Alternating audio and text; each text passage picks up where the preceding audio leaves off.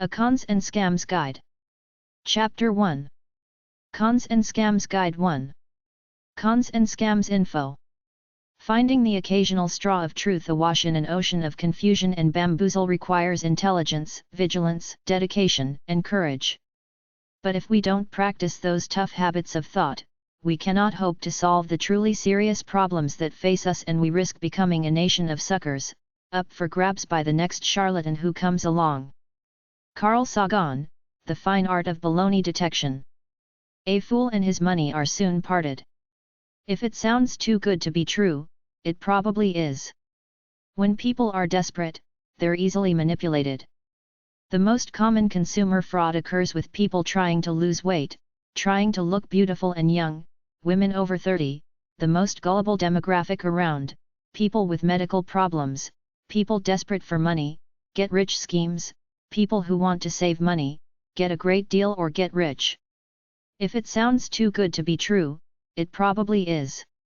Cons and scams can occur in the unlikeliest of places, like at your local church with the unlikeliest people like your so-called priest, or even pretty girls who commit a lot of scams which are never reported by the red-faced guys who thought they were gonna get sex but got taken for another type of ride instead. The object of any con game is to get you to part with your money or other thing of value. The con man or woman uses charm and appeals to your sense of greed. Small cons are meant to deprive you of whatever you might have on you, like selling cheap perfume for name brand perfume on the street corner, versus the big con where they send you home to get more money. The movies The Lady Eve, 1941, and The Sting from 1973 were humorous ways to see how elaborate cons can be. Another movie called The Grifters was about a clan of Irish people in America going around doing small crimes to rip people off, but recently there was one group of these people who were transients, so they went from town to town pulling this one. One or two guys would go to the front door wearing hard hats and bright red safety vests posing as construction workers. They would knock on the door and try to talk to whoever answered for as long as possible while a Confederate went to the back, entered, then started to ransack the place. The problem is that there were other people home and they murdered at least one of them, as profiled on the TV show America's Most Wanted, AMW.com. Many of us laugh at victims, marks, of low-level cons because most of us think that they deserve what they get for being so stupid and greedy, and besides, all that's taken is their pride and some money. It's not like a violent crime. In movies and TV, con artists are often looked upon as personable, sociable, dapper fellas. Just keep your hand on your wallet when dealing with them. In general, cons are funny to most people except the few getting conned. If we're looking in from the outside, we think that if those people were so stupid to get conned, it's their fault. It's almost theater or art because it takes intelligence, cunning, charm, and often a brazen person to do it, plus it usually doesn't involve violence, just a general theft of goods and the hurt feelings of the victim for being such a fool. Most people feel so ashamed for being conned that they don't report it to the police. Many cons involve an investment in a quasi-legal investment scheme, so victims feel they were a part of something illegal and they would get into trouble if they reported it. Cons were successful in the old days because of the general ignorance of the populace. A snake oil salesman would come into town with some harmless liquid and claim it to have amazing restorative powers, and the people who were just dumb country bumpkins without mass media, libraries, or government regulatory agencies, didn't know any better, so a lot of them fell for it.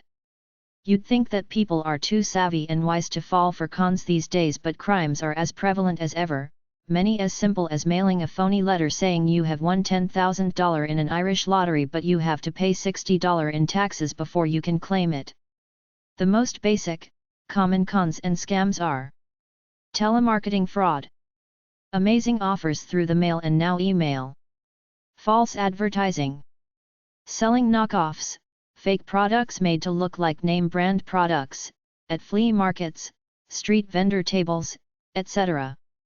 Love fraud, somebody falls in love with you in order to clean you out.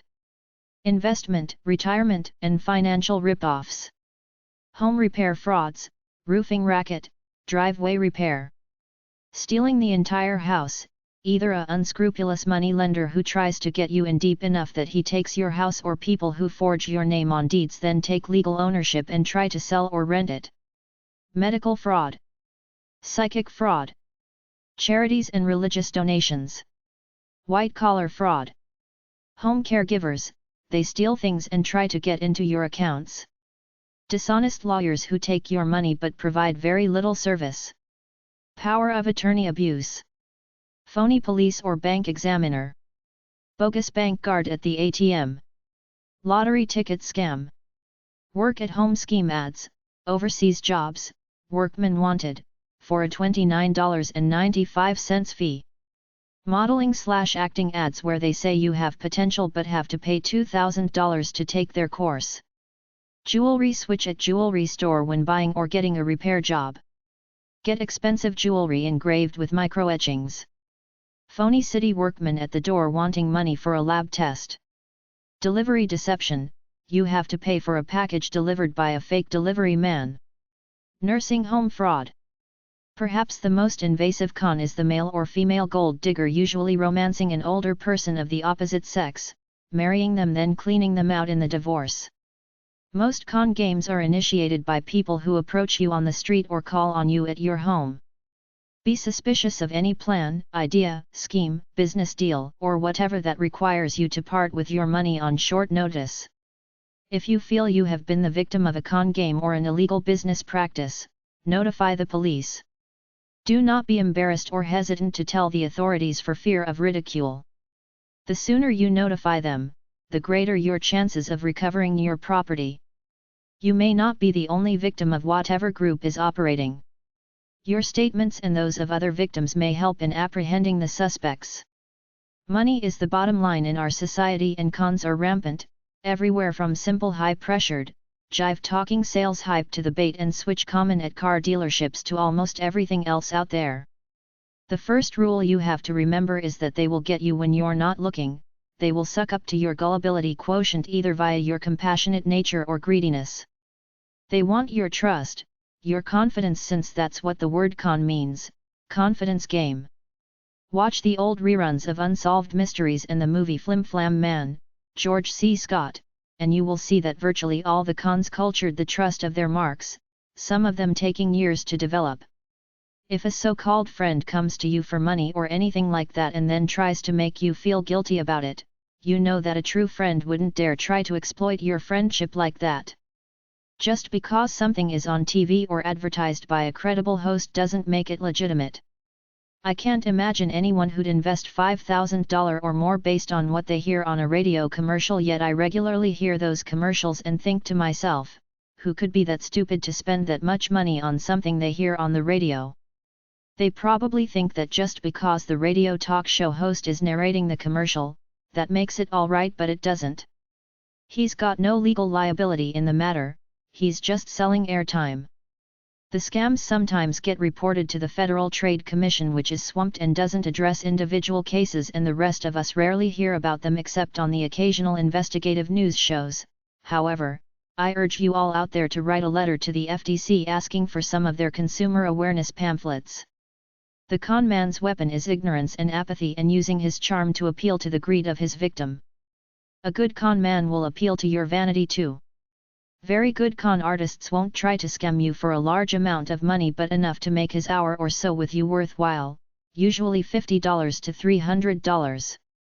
He knows that you or any of the authorities probably won't waste much time and resources chasing him, and even if he's caught, he will probably just cruise through the legal system and get a slap on the wrist. He knows that it's hard to prove anything against him, and you will probably be too embarrassed to have been conned to do anything about it.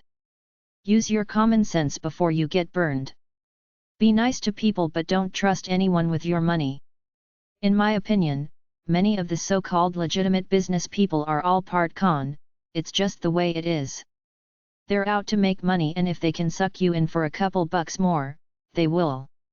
I have seen it with auto mechanics lying about phony repairs, lawyers not doing their work, doctors calling for extra tests and follow-ups, funeral directors exploiting your grief, supermarkets having one price on the floor, a different price at the register, banks with hidden fees, and the list goes on.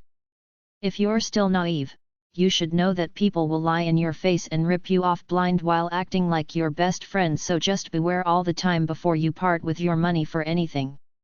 Beyond the usual cons in your community like the shady auto mechanic, some of the ones off the top of my head are: bait and switch, most business opportunity ads, contests, junk mail charities, distributorship opportunities, MLM opportunities, pyramid schemes are illegal, franchise opportunities, telemarketers, 900 numbers, phony loans for a fee, credit cards for a fee, investment cons, mortgage reduction, dating services, free gifts, employment firms with big promises, health clubs, dating clubs, timeshares, campground memberships, rent to own.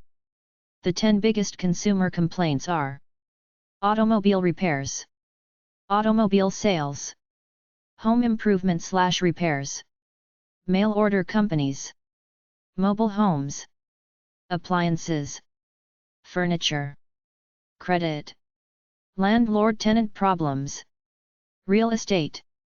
For some interesting reading, go to the number 364.16 section at your local library and check out some of the books on all kinds of cons and scams. Major cons and scams. Do not let greed overcome common sense. The professional plans their scheme carefully. They sink large sums of money into large-scale, national advertising so they can get a truckload of orders quickly, keep the money and move on to the next con. The small-time con does small stuff like the envelope stuffing scam ads. A lot of people start out with good intentions in business, but as they lose money, they go further and further into fraud. You get a letter saying you've won 10 grand and have to call 900 toll number to validate it. You call, they put you on hold for 10 minutes at $3 a minute, then tell you it's 10 grand of coupons for things you'll never use, like $1,000 off a trip to Argentina. If you win money in a sweepstakes, it is unlawful to charge you money to claim it. If you win any contest, a prize committee will visit you personally or call you at their own expense. Great scammers can fool you with impeccable-looking literature and paperwork. Collect names for us. We pay $10 each guaranteed. The truth is, this company will pay you $10 for each name you collect for them. What they don't tell you is that each person has to spend $50 or more by placing an order before you get your $10. The customer is led to believe that all they have to do is get out their phone books and start sending the company names and addresses. In return, the company will send them $10 for each name and address they send them. How to get 100,000 people to send you $5 each. You pay $5, they send you a little book telling you to do what they just did to you. The setup for draining you. First they ask for $2, then they send you stuff asking for $10 for the big secret. They string you along as long as you keep paying. If you get a chain letter that claims to bring you $50,000 in 30 days, write to some of the people on the chain letter. Ask them if they've made their $50,000 yet. See how many people respond. When you see a bank deposit slip in an ad, it's usually a fake one created from photo edit software. Anybody who can afford the cost of the ad can pretty well advertise anywhere they want. Very few publications turn down ad money even if they know it's a scam deal. The pigeon drop. In this scam, the victim is approached by persons claiming to have found a large sum of money. Usually, one guy starts making small talk with the mark, then the other guy approaches claiming he found a wallet and asks if either of them own it. They check it for ID, find none, then decide to split all the cash on it, which looks like several $1,000s. The suspects tell the victim they would like to share the money with the victim, but ask the victim to put up some of his own money as a gesture of good faith. Packages, bags or whatever are switched and the victim ends up with a wad of paper or the like, and the suspects are nowhere to be found. Lottery ticket. The con man buys a lottery ticket of last week's winning lotto numbers and either alters the date or just leaves it, then with a confederate pulls the pigeon drop with the ticket, with one guy posing as an illegal immigrant who can't cash the ticket, so he appeals to the mark's greed, gets some good faith money, then splits. Short change artist. Store clerks and often waiters and bartenders in bars give back not enough change, like change for a $10 instead of a $20, and if the customer notices, she just pretends it's an honest mistake. Customers do this too to try to rip clerks off by saying they gave them more than they did. Rocks in the box. The victim is approached by a suspect who offers to sell him a new TV or VCR or similar item at a very low price. Once the victim parts with his money, he finds himself stuck with a box containing bricks or other junk used to simulate the weight of the claimed contents of the box. Bank examiner. The bank examiner con is commonly practiced on older females. In this scam, the victim is contacted, usually by phone, by a person claiming to be an officer of the bank at which she has an account. The caller claims that due to computer malfunction or other problem, the bank needs to verify certain information. During the conversation, the caller tries to obtain needed information about the victim's account balance, recent account activity, etc. The caller will also try to determine if the victim lives alone, etc. If the phony bank officer gets the needed information, he will thank the victim and tell her he will call her back if there are any problems. After a short time, the phony bank officer will call the victim again and tell her that the problem has been caused by a bank employee that they suspect of stealing from customers' accounts, including the victim's. The victim is asked if she would assist the bank in catching the dishonest employee.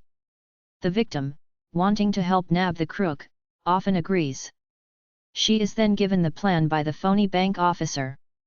He tells the victim that a dummy account has been set up in her name for this event.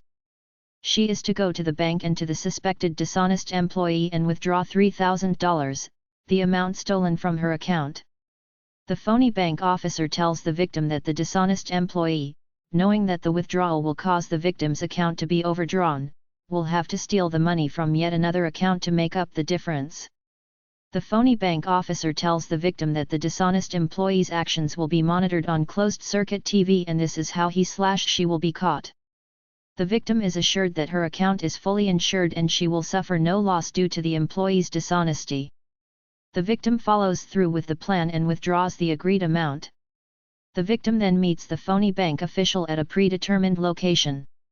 The phony bank official then takes the money from the victim, telling her that it actually came from the dummy account and not her account and that it is needed as evidence. The victim is given a receipt for the money and, of course, neither the money or the bank officer is ever seen again. Bail bond scam.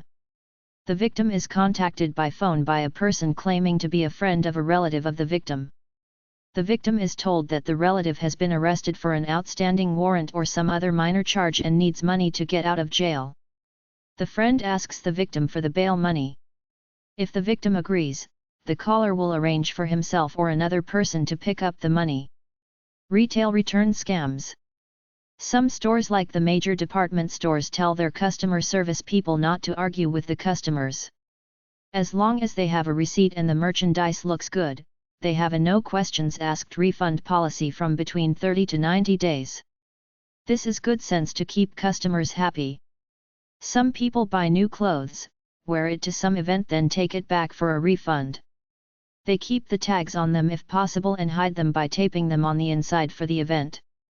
Some people go around to garage sales, find stylish clothes with a manufacturer's satisfaction guaranteed or your money back guarantee like Levi's and Hager's, buy them, go to a store, buy an identical new pair, return several days later and say they don't fit, they look used, anything to get your money back. Somebody buys product A, uses it for a year, then goes back and buys another product A, puts the old one in the box, goes back and gets a refund. With some high-tech things like CDs, software, tapes, etc., they won't accept a refund unless it hasn't been opened, so some people buy it, take it home and copy it, then use a shrink wrap machine to rewrap it. Stores that sell packaging supplies sell shrink wrap machines. Some delivery services might do this for $1 or $2 if they have a shrink wrap machine around. Some printing stores have shrink wrap machines available to serve the public, and meat shops use them to package their meat. The most common excuses are: not satisfied with performance, need something bigger, more powerful. Wrong size, doesn't fit. Doesn't work with my computer, stereo, TV, etc. Phony COD. Scam. The suspect will scout a neighborhood to find a suitable unoccupied home. He will check a city directory publication to determine the name of the homeowner. He will put the name on a phony shipping label and attach that to a box containing rocks or similar type debris. He will then return dressed in an express delivery type of uniform. He will pretend to knock or ring the doorbell at the unoccupied house. Getting no answer, he will then go to a next door or nearby neighbor and ask them to accept the package and pay the COD fee. Home improvement scheme. The suspects drive to the victim's house in a contractor-type vehicle dressed in workman's clothing. They tell the victim they have just finished a large roofing job, or driveway resurfacing, etc., and have some materials left over. They tell the victim they will use the leftover material to repair the victim's roof, driveway, or whatever at a large discount. If the victim agrees, the suspects will do a quick, shoddy job with cheap material. These con artists usually travel from town to town perpetrating this scam, staying away from their hometown where they would surely be caught in a short time. Lost ring. Rich-looking guy pumps gas at convenience store gas station, goes in and pays bill making sure the clerk notices him. 30 minutes later, he calls and says he took his wedding ring off to pump gas to avoid scratching it and left it on the gas pump, telling her it's worth $20,000, asking her to see if it's still laying there. She looks out to see some guy there looking at the ring in his hand, goes out and asks the guy for the ring back, but the guy says something like finders keepers, losers weepers, so he follows her in, talks to the guy and eventually reaches a deal to give the ring back for $200, but the guy is 20 miles away seeing a client about real estate, so the dude with the ring says he can't wait, whereupon the guy on the phone offers the clerk $100 just for loaning him the $200 for an hour by paying this guy off, which the clerk does, and the two buddies have their $200, never to be seen in that store again. Miscellaneous cons. 1. The main cons are chain letters, envelope stuffing, multi-level marketing, MLM, pyramid schemes, internet auctions, investment scams, credit repair cons, online job opportunities. Anything that sounds too good to believe is suspect. Medical formulas and gadgets that make insane promises are probably fraud. Be cautious regarding some of the thousands of different weight loss products and overnight cures. Never purchase land through an ad without seeing it first. If the salesperson has shown you the property report, you can cancel your purchase agreement within 7 days. If no report was shown to you before signing an agreement, you have the right to cancel out within 2 years. There are a number of insurance frauds. Don't buy insurance unless it's a company you're familiar with. Even then, it's easy to forge the paperwork and say you're one of their independent agents. Every state has a state insurance regulation office. Check with them for legitimate insurance companies. Chain letters are illegal and do not work anyway. There is plenty of free job information everywhere. Don't pay anyone through an ad offering job placement and job opportunities. There are ads that promise huge profits without risk in commodities, stocks, oil, gold, silver, or coins. There is no such thing as no risk with investments. Some of the larger financial services firms have gone bankrupt because of fraud and greed within the company. Your account is only insured by FDIC at banks. Home improvements are the #1 scam. Quite often you never see them after you sign a contract and pay them a deposit to do the work. A particular scam boils down to someone claiming to be from the Nigerian Central Bank or Nigerian government requesting your bank account details under the pretext that they have a huge amount of money in Nigeria and need to salt it away in foreign bank accounts. They will deposit the money into your account and come back for it later. You get to keep either the interest accrued, a percentage of the deposit, or a flat fee. People set up fake ATM machines in high visibility places. They give out cash and also get the user's account and PIN numbers. If somebody calls you claiming to be from the telephone company and tells you to dial a 3-digit number, it will give them control of your phone account. They will make a few $1,000s of phone calls. If someone calls you claiming to be from the phone company, don't do anything for them unless they show up at your door. Anything from Nigeria by postal mail or email is a scam. With spoofing, a hacker creates a copy of the website. When his victim goes on, he tracks that person until he gets their name, address, credit card numbers, etc. Watch internet auctions for scams. A common scam on internet auctions is that a guy agrees to buy something from another guy. The guy sends him a check for more than the price. The phony buyer then phones the guy up and says, "I sent you too much money. Can you cut me a check to give me back the extra money I sent you?" The guy sends the check, but the original check bounces. All credit repair services are scams because there is no magical secret to credit repair. It's the same for real estate investment. Corporations are in business to make money. Be wary of all advertising claims and all products. Beware of all press releases and media interviews by corporations. Journalists are cons too. They write good stories when they get favors from their corporate friends. Bait and switch means an item is advertised on sale, you go to the store, they say they're out of the sale item and offer you a higher priced substitute. Don't believe in anything you get from unsolicited junk mail. Anytime you get a piece of mail from a stranger saying that you have been selected because you're so special, you know that's a con. I saw a TV show where all these suckers got some phony piece of paper in the mail that looked like a check, and they were supposedly in a sweepstakes contest and could check to see what their prize was if they called a 900 number. Of course, they all got scammed, but it wasn't illegal because they did get their $5,000 in useless coupons. If you win a prize, you shouldn't have to pay so-called tax or insurance money up front on it.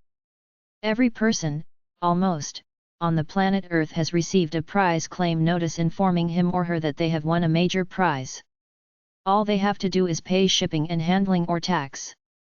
However, no fee is ever required for legitimate prizes you have won. If you ever are asked to pay for a prize, even shipping and handling, you'd better toss it away as quickly as possible. One friend of mine was scammed this way. A company claimed he had won a genuine oil painting. The picture showing this magnificent piece of art was on the claim form. It cost $7.95 postage and handling to receive. My friend sent in the money and anxiously awaited his prize. Unfortunately, all he received was a piece of junk. The oil painting looked like something a kid could paint, and it only measured 10x12, hardly the size pictured on the claim form. Additionally, the company said the frame this oil painting was in had a value of $35, but in actuality, it had a value of $1. A friend of mine received notice that he had won a boat and motor. The shipping and handling charge was only $39.95, but when the boat arrived, it was a blow-up kind with plastic paddles that were in two separate pieces. The motor was also plastic, but it made a buzzing noise before being tossed in the trash. Another type of scam is what I call a legitimate scam. This type of scam does not lie in its advertising. In fact, the honest truth is told, however, the customer is led to believe something different. An advertisement run in a popular women's magazine made the following claim for their automatic clothes dryer. Cuts down on laundromat fees. Folds up and fits in a suitcase. Only $19.95. When my friend ordered this product, what she received was a clothesline with clothespins. As you can see, the company's advertising doesn't lie. A clothesline will cut down on laundromat fees, and it will fold up and fit into a suitcase. The automatic part refers to Mother Nature drying the clothes naturally. Some guy who got in trouble about 10 years ago with his money power infomercials is back a little heavier and a little more bald, trying to act like he's got this great insider information with this little known newspaper that sells things for pennies on the dollar. All anyone has to is go to the library, get a periodical directory and look through the consumer categories, and there it is, the big secret that he wants $40 for. Closeout News.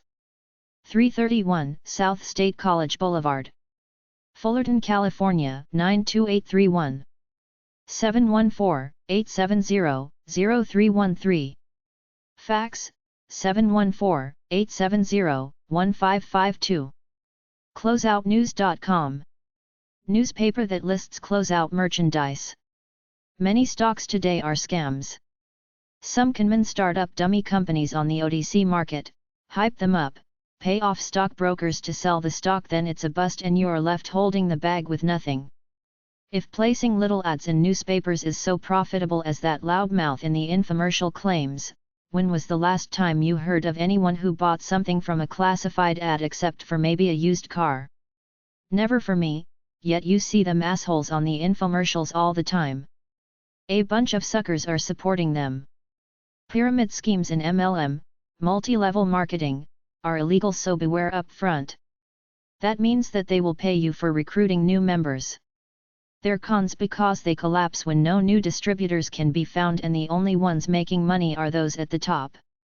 Be suspicious of free gifts that require a registration fee, sweepstakes requiring an entry fee or purchase, employment or workathon opportunities requiring a fee, offers requiring your credit card number or bank account number, loans that require you to pay a fee in advance, mailings that look like they are from official government agencies when they are not, and prize notices requiring you to call a 900 number. Most work-at-home ads are scams. They will advertise that you can make $500 a week assembling their jewelry, but you have to pay them $50 upfront for beads, then they simply ignore you until they close up shop in a few months and start all over again with another address. Anything sold by a street vendor is a cheap novelty for a cheap thrill and can be purchased cheaply at any department store, or is an outright scam like jewelry with fake 14K stamps on it.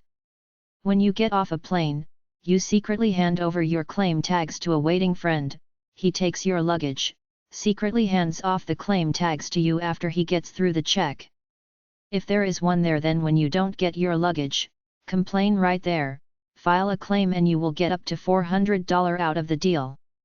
The Wire is a con where the con artist approaches a gambler and says he's got a way to beat the horse races by tapping the telephone wires to get the results before everybody else does.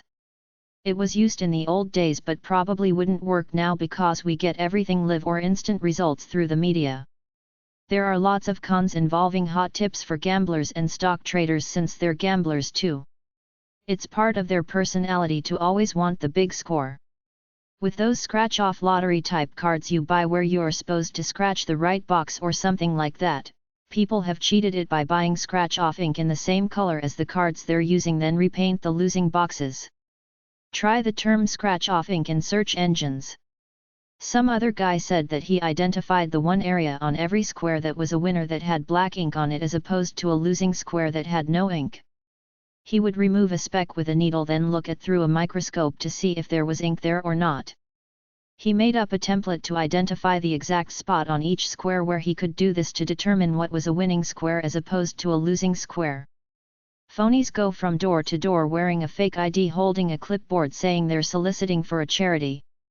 Tell them you only give to your own personal charity, which is Mentally Retarded People of America, AIDS awareness, or whatever. Don't give them cash. Beware of gyms and dating services which want the full fee up front. Many go out of business in 3 months. When you get a letter saying you won a TV or car but have to send in a check to cover taxes, don't do it. When you get a letter saying you won something but have to call a 900 number to get details, don't call. When somebody calls you and says they're from the phone company and want you to call a certain number for testing purposes, they're trying to sucker you for a long-distance call like prison inmates typically do. If you run a business, some con artists will send you a bill for Yellow Pages service or something like that and hope you pay without questioning it. Dishonest employees at retail outlets will either install a hidden camera where they can see you punching your PIN number in for your credit/debit card and have a secret scanner which they will swipe it through to get your PIN number. When you give a retailer your card, watch it as it goes through the transaction so he doesn't swipe it on one of these devices. A lot of jewelry sold at roadside stands is fake and has fake 14K or sterling silver stamps on them. Those street games, 3-card Monte or 3 shells, are all con artists. The only way you beat them is if the guy lets you. If you do happen to win by a lucky guess, often, his confederate is in the crowd waiting to rob you a block up the street. If you're at a fair or in a touristy area and some guy is hollering out of a storefront, inviting people in for some kind of a demo, ignore it. It's all hype designed to sell you cheap stuff for more than it's worth. Avoid all email solicitations. Get 2 email addresses, one for your friends and business, another for purchases and other frivolous things so you can destroy any solicitations you get on it. If all of a sudden, you're getting no mail, somebody could have sent a change of address form to the post office and are now getting your mail, possibly stealing your identity. Don't get any home improvement done by some guy who comes to your door soliciting for business. Rent to own usually ends up much more expensive than the price of the product. If you miss a payment, they will take it back. Watch out for phony Santa Claus dudes asking for money for charity. Anybody can get a Santa suit at a costume shop. Miscellaneous cons 2. Make your own decisions about junk mail and telemarketing. I say disregard all that stuff. Watch out for the religious television evangelists. A true Christian is humble and doesn't live in a mansion. Don't call 900 numbers for anything. The information ain't that important. You don't need it. Beware of pressboard with a wood grain finish masquerading as wood furniture. You can't get charged for 800 numbers unless you agree to in advance. If you have problems, follow the instructions on your phone bill. The FTC is currently working hard to catch up a bunch of internet phony business scams. Virtually all jewelry dealers are part con, overpricing their stones. I heard of one restaurant that mixed cheap wine and 7-Up with their champagne. No one ever caught on. If you plan to sell your jewelry or a fur coat to a dealer, know up front that most will rip you off. Go to several to see who will give the best deal. Get it appraised first. There are many knockoffs out there, meaning that some company in Asia or Mexico makes an item similar to a high-cost product like Levi's jeans or Ray-Ban sunglasses, put phony labels on them and sell them as the real thing. Newspapers and other media are not objective. Articles are frequently written by people spouting an agenda, for instance, a real estate investor who writes an article saying it's a good time to buy a house from his company. Carpet layers will frequently increase the yardage on the carpeting they sell you. Measure your rooms yourself beforehand. Learn something about the quality of carpets too. Beware of phony ministers without a real church. Lawyers can be cons. They will take your case, take some money, then after a few weeks say they're not right for your case and drop you. If that happens, complain to the Bar Association. A woman who worked in a law office told me they're all cons. There's a brand of con artist called the sewer repair man who comes around unsolicited and offers to clean the sewer lines in your basement. The same goes for septic tank cleaners.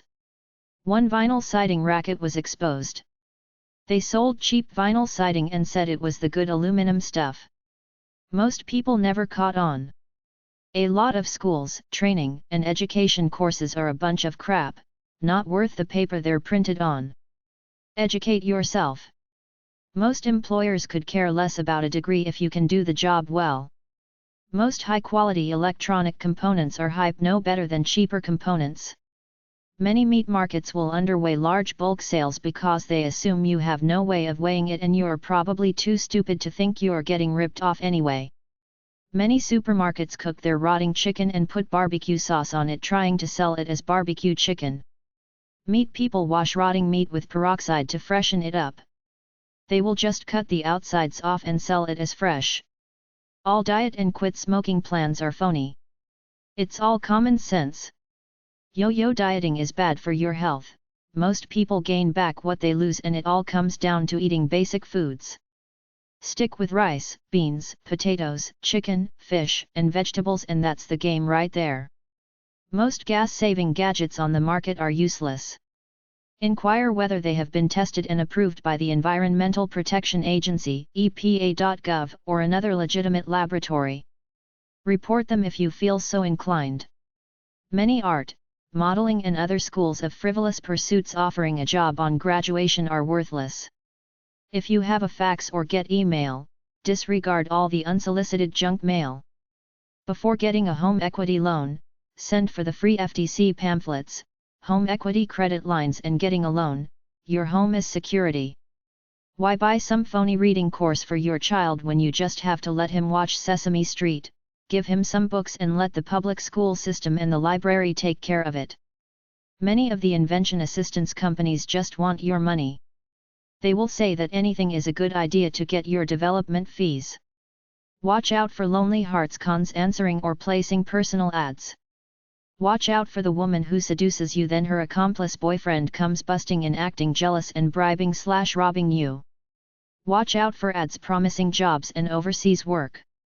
There was a case of two men in suits approaching a home with an official-looking warrant, ordering the owner to appear at the federal building in an hour with certain important tax papers. He went and they robbed his house while he was out. If an ad says not sold in stores, then it's probably a con, otherwise why wouldn't Kmart or Walmart market it? If you believe that someone can extract invisible future and spirit thought waves from thin air, a law so-called psychics, then you're a sucker. The whole field of parapsychology is a fraud geared to sell books to gullible suckers. They're in the business of selling their phony books to all you dummies out there.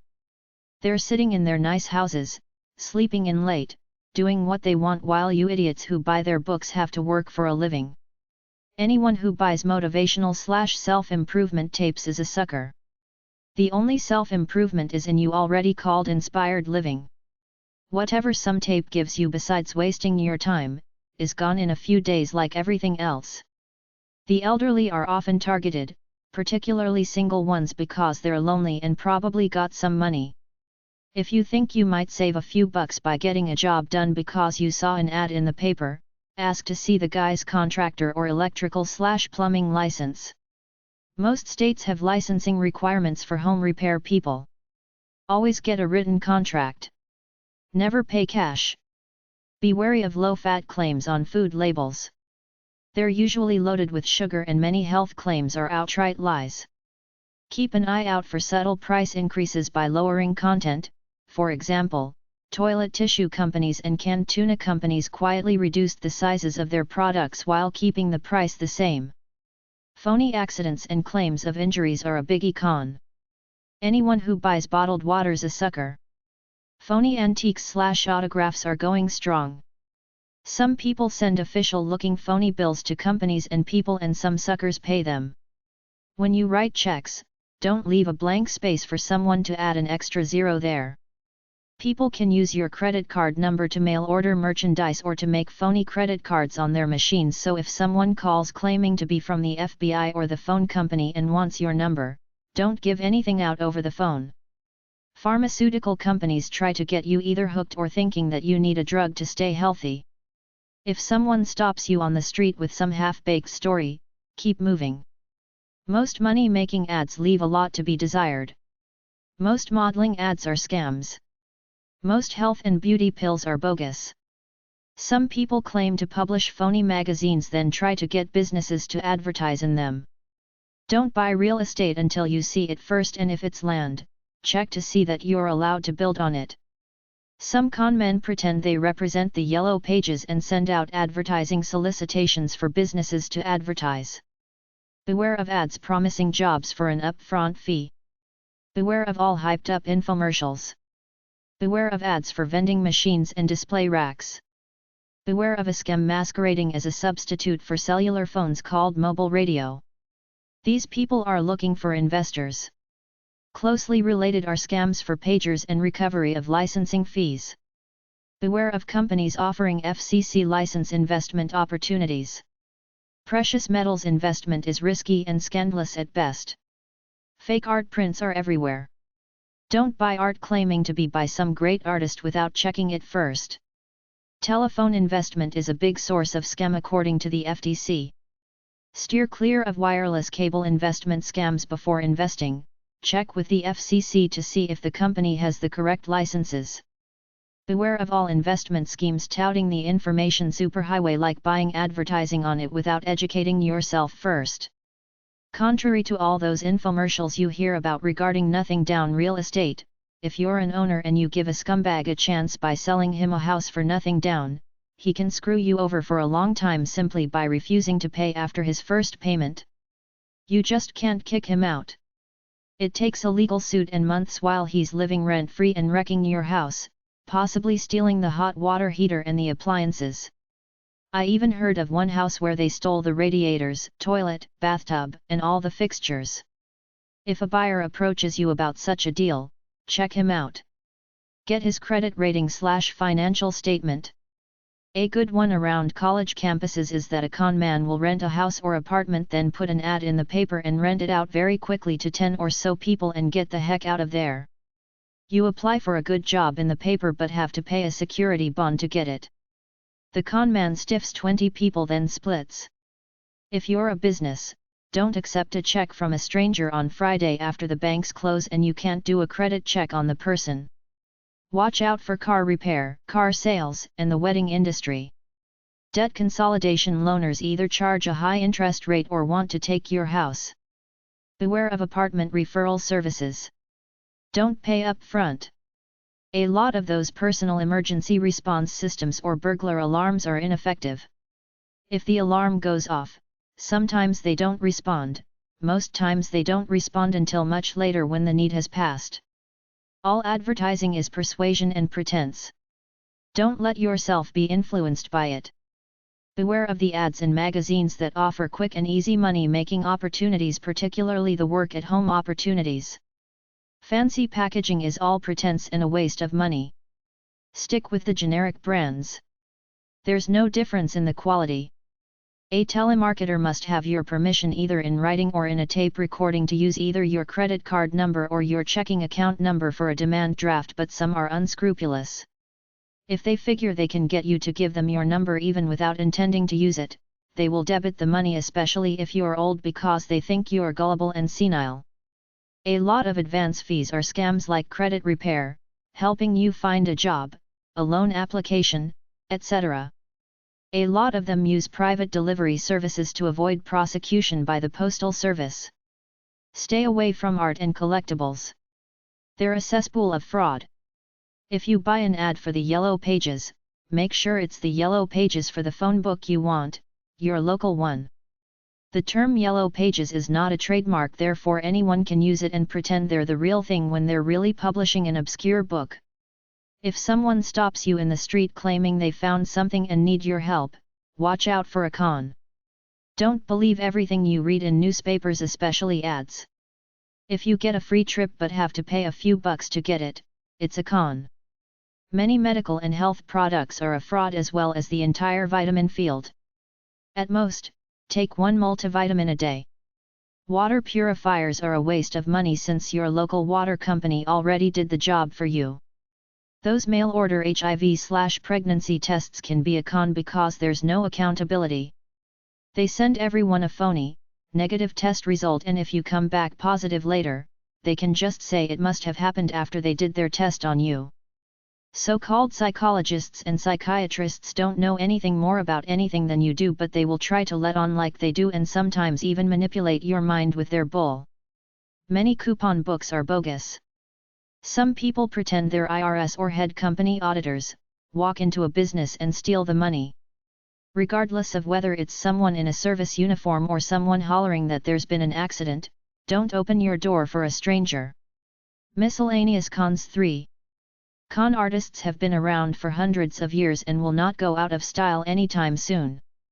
As long as there are innocent, naive people out there as well as greedy people looking to make a quick buck, the con artist will have plenty of marks with which to practice his craft. Most con men will tell you that you can't cheat an honest man, but you can con a greedy person because of the victim's thinking that he will get something for nothing. Con artists are called artists because it's not just about the money for them. It's about pulling off great scams. This is their art form. When they succeed, the feeling of a job well done is worth more than the money. Many of them work hard at their craft. They are great actors and showmen. They play on the emotions of the marks they are trying to con. People don't like to admit they were had. Even though they get angry, many would rather suffer in silence than face the embarrassment of telling others. Big cons follow the same principle as small cons: get the client's trust. Most conned people seldom report the fact that they have been conned to the police because they are so ashamed that they were so stupid to fall for such a scheme. Con artists generally show no mercy to their marks.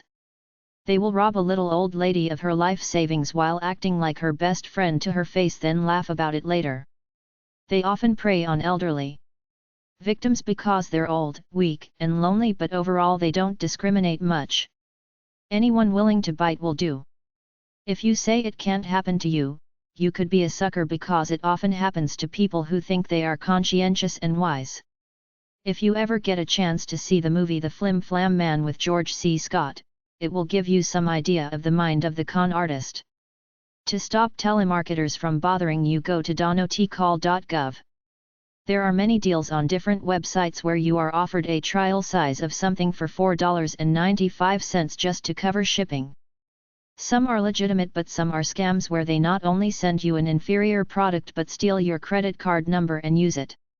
A false email claiming to be sent by the Social Security Administration is currently being circulated. The letter begins with "Dear Social Security Number and Card Owner." It goes on to inform the reader that someone is illegally using their Social Security number and directs the victim to a phony website designed to look like the Social Security Administration's website. Once on the website, the victim is asked to verify their identity by providing a Social Security number and financial information such as a credit card number, expiration date, and PIN number. Never provide your Social Security number or other personal information over the telephone or internet unless you initiated the contact. The Social Security Administration will never ask you for your credit card information or your PIN number. For more information on this scam or variations of it, visit the Social Security Administration's website at ssa.gov. Use the search function and enter keywords email scam. The pigeon drop is an old scam. A con man strikes up a conversation with the victim out in public somewhere. As they exchange small talk, the second con man walks up and says that he just found a wallet on the ground and asks them if they dropped it.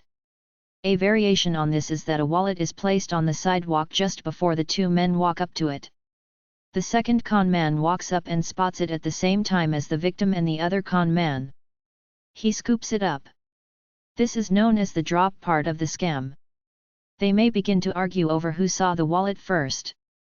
Regardless of the front routine used, what it comes down to is that the wallet contains a large sum of money. There is no ID in it. They decide to split the money 3 ways, between themselves and the victim. One of the con men then says that the owner may be back to look for the wallet. They agree to wait about an hour to see if the owner returns for the wallet. They play out this script where they decide the owner might come back, but if he doesn't, they will split the money up 3 ways. They don't want to touch the money in the wallet because the owner might return looking for it, so the scam is that one con man doesn't trust the victim, so he wants him to withdraw some money from a bank. This is why the scam is usually perpetrated near a bank with an easy ATM access, to give it to them as good faith money while he hold the wallet with the money in it waiting for the owner to possibly show up. So they switch wallets, go to a nearby restaurant to wait, then slip out the back while the victim stands there with a wallet with no money in it, waiting for the owner who doesn't exist to show up. They simply switch the wallet quickly, and if one of the cons puts up good faith money, they put it in an envelope, seal it, switch with another envelope and give it to the mark. One of the con men may put up some fake good faith money to the other con artist in order to further convince the mark to put his share in. The con artists never let on to the victim that they know each other. The victim thinks they are 2 strangers who have come upon a lucky find. Victims state later that it happened so fast. They didn't have time to think it through at the time. Pigeon drops work because the victim thought he was going to get easy money instead of turning the wallet over to the police. There are many different variations of the pigeon drop. The funny thing is that in some cases, the mark thinks he is ripping off the con artists by immediately taking off as soon as the 2 con men who have gone for a coffee or something are out of sight. The lottery ticket is a variation of the pigeon drop where someone claims to have a willing lottery ticket but can't cash it because he is an illegal alien and could get deported, so the victim is duped into giving up several $100s for a ticket that is supposedly worth $10,000 or so in winnings.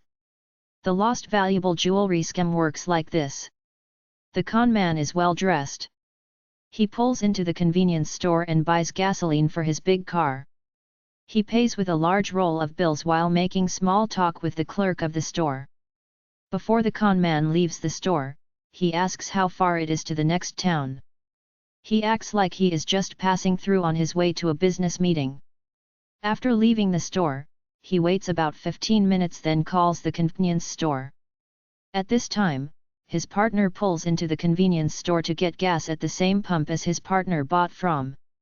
While the partner is pumping gas, the clerk answers the phone.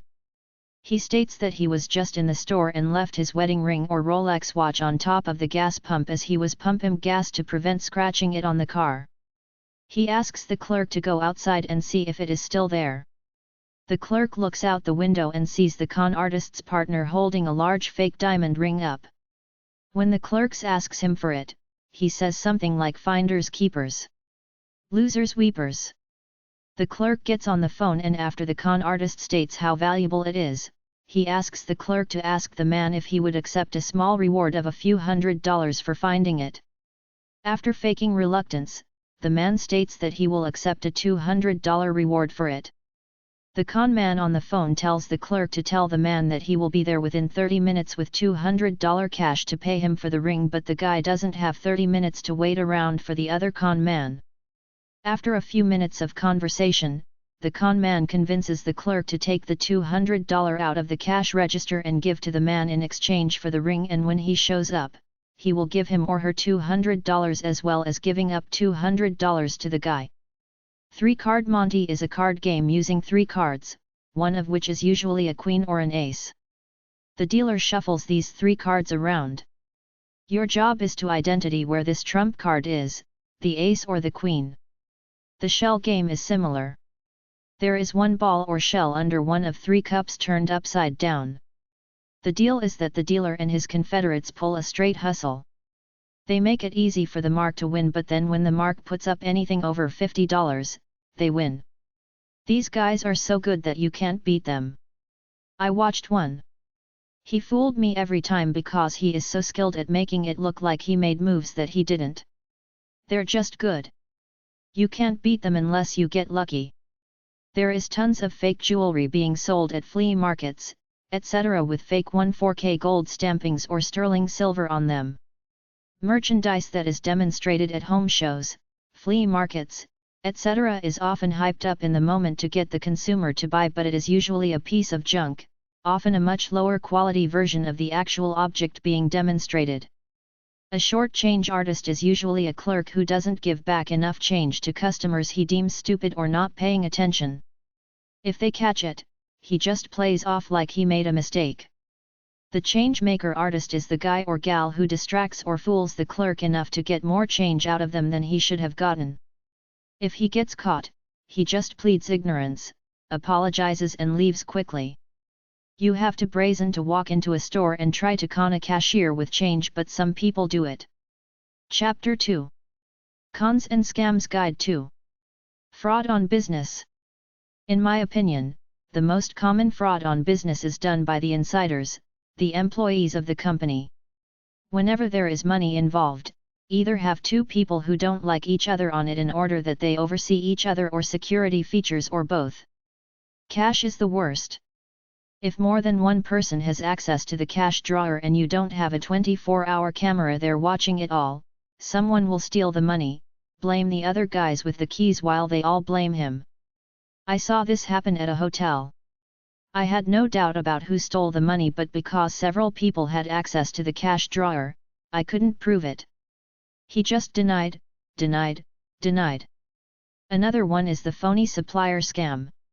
If someone is the buyer for a company, he sets up a phony company, pretends it's supplying the company he works for with some products, then writes checks to the phony company, himself.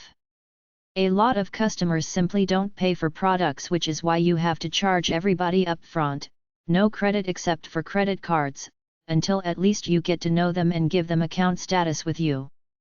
Wait until payment has cleared before you give or ship anything. Counterfeit checks, cashier's checks, and money orders are easy to make. Clear them before giving merchandise. If some guy or gal who you've never seen before comes in on Friday night at 6 o'clock, wants to make a reasonable sized purchase and pay for it with a money order or cashier's check, tell them to cash the check elsewhere and come back with the cash or it's no sale. Many people write personal checks on accounts with no money in them. Credit card fraud is big. Stolen credit card numbers abound, used both electronically and in the creation of new credit cards with these fake numbers and a fake magnetic stripe on them. It's not that hard. The equipment to make the cards is available for sale to the general public. Identity theft is big. Someone steals the vital information of another person and applies for credit cards in that name, after which they get cash and merchandise using their credit information. The credit card companies are currently looking for ways to battle the fraudulent use of credit cards for mail order purchases, such as having a PIN, personal identification number, for them.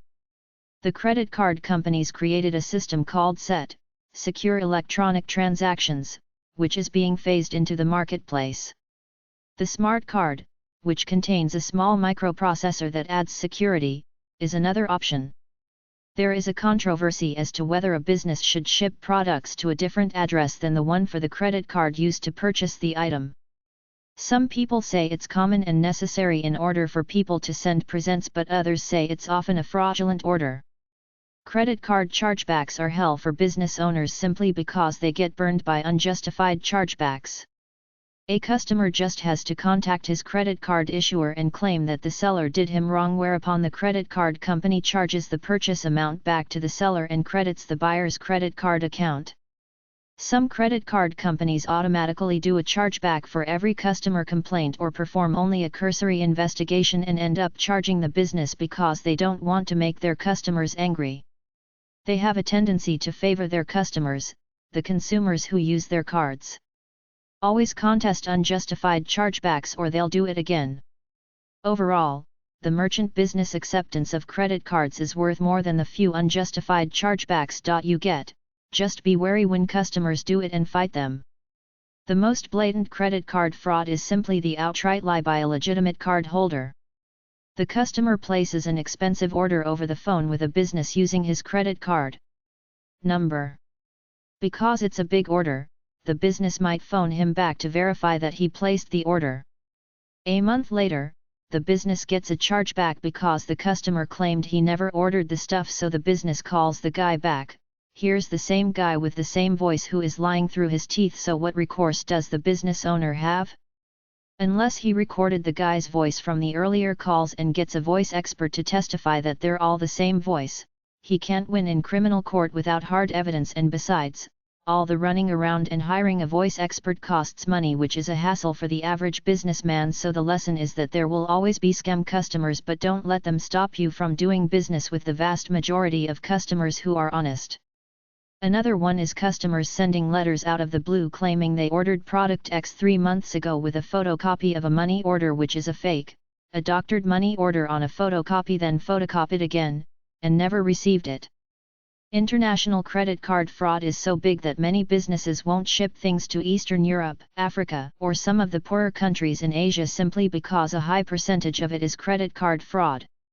The only solution is to demand payment before you ship in the form of a check or money order by mail, that you clear with the bank before you send the product.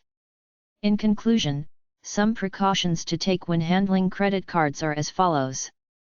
Ask for complete information with each order, i.e., name, address, telephone number, email address, etc. Don't accept orders originating from free email addresses like Hotmail. Accept an order only if the email address is connected to a commercial ISP company like AOL or MindSpring. Call the card holder back or send an email to verify the order here and there. Call the bank to verify the account name and number of electronic checks. A business owner can sometimes sue a bad customer in small claims or civil court, but unless the amount is high, it's often not worth it, and if you win, you'll have a hard time collecting on it. You have to chase the person down through legal channels for the money. If you file a criminal complaint, you might get the guy convicted, but you probably won't get your stuff back. In my opinion, it's good to go after con artists because somebody has to, otherwise they simply keep doing it. Scams and fraud in the business world. The biggest scams in the business world are all the fake home business and work-at-home business opportunities advertised all over the internet, promising you a way to make lots of money if you pay them $30 or more. This information. Somebody said 100% of all work-at-home ads are scams. Don't pay somebody $30 or more for some flimsy book about common sense knowledge. If you want self-employment ideas, try number 652-659 at the library. I'm not going to get into how companies inflate the value of their stocks here through creative accounting. Just watch American Greed on MSNBC. I caution everyone against becoming a partner with anyone because there's lots of room for one partner to take the money and run. I'm against anyone investing in another person's business or buying it unless you quietly investigate, due diligence, and see customers going in and out regularly. There was a TV crime show about con artists. They showcased some guy in NYC who created a chain of stereo equipment stores. Whenever the local business reporter or potential investors came in, he'd get thousands of stereo component boxes made up, stack them up in his warehouse, but there was nothing in them. There are fake business blogs and fake product rating websites put up by people trying to promote their own products. Some people steal the content and the catalog of products from a business website, then set it up under a different website name. They take orders for several months until the complaints run up, then simply vanish and do it to another company. Of course, they never send any merchandise. They also do this to steal people's credit card numbers. Most of the testimonials in infomercials are just friends of the dude selling the stuff. Anybody can get fake business cards made up for anything. Somebody can put an ad on Craigslist or the local newspaper advertising a lucrative business opportunity, get the person to go over for an interview, then rape them and kill them. It's the same with fake real estate buyers and sellers. Some companies put out fake press releases about themselves and their competition. Some people create fake businesses to get loans and government grants. Counterfeiting is big. Third world companies make fake brand name products. Employees could have fake degrees, degree.net/html/diploma_mills.html. Try the following terms on search engines and business news websites. Fake business, business fraud, business scam, business rip-off, business swindle, business con artist, scam baiting/turn the tables scam. Scam baiters string scammers along in order to get them mad and waste their time. They play along with the scammer, then laugh at him. Scam baiting is the practice of pretending interest in a fraudulent scheme in order to manipulate a scammer, possibly out him or her on the internet and tell everybody about it so that they don't fall for it. I heard a funny one on CBC radio. Some girl led some guy on for several months and taped all the phone calls. blogtalkradio.com/search/scambaiting. en.wikipedia.org/wiki/scam_baiting. flowobly.com/fun/reply.php. monkeys.pit.net. nigerianspam.com/scambaiting.html. scambaiter.com. thescambaiter.com. Mail theft info. The theft of residential mailboxes is commonplace. Set your mailbox up such that the mail person puts it through a slot in either a box or a door, and from there, you're the only one who can get it out. Identity theft from stolen mail is high. Another idea is to get a post office box. If you have outgoing mail, don't put it in the mailbox for the postman to pick up. Put it in a mailbox, preferably at the post office. Type the term mail theft into search engines and see the stories you get back. Chapter 3. Cons and Scams Guide 3. 900 numbers, etc. For all intents and purposes, the 900 number is almost dead.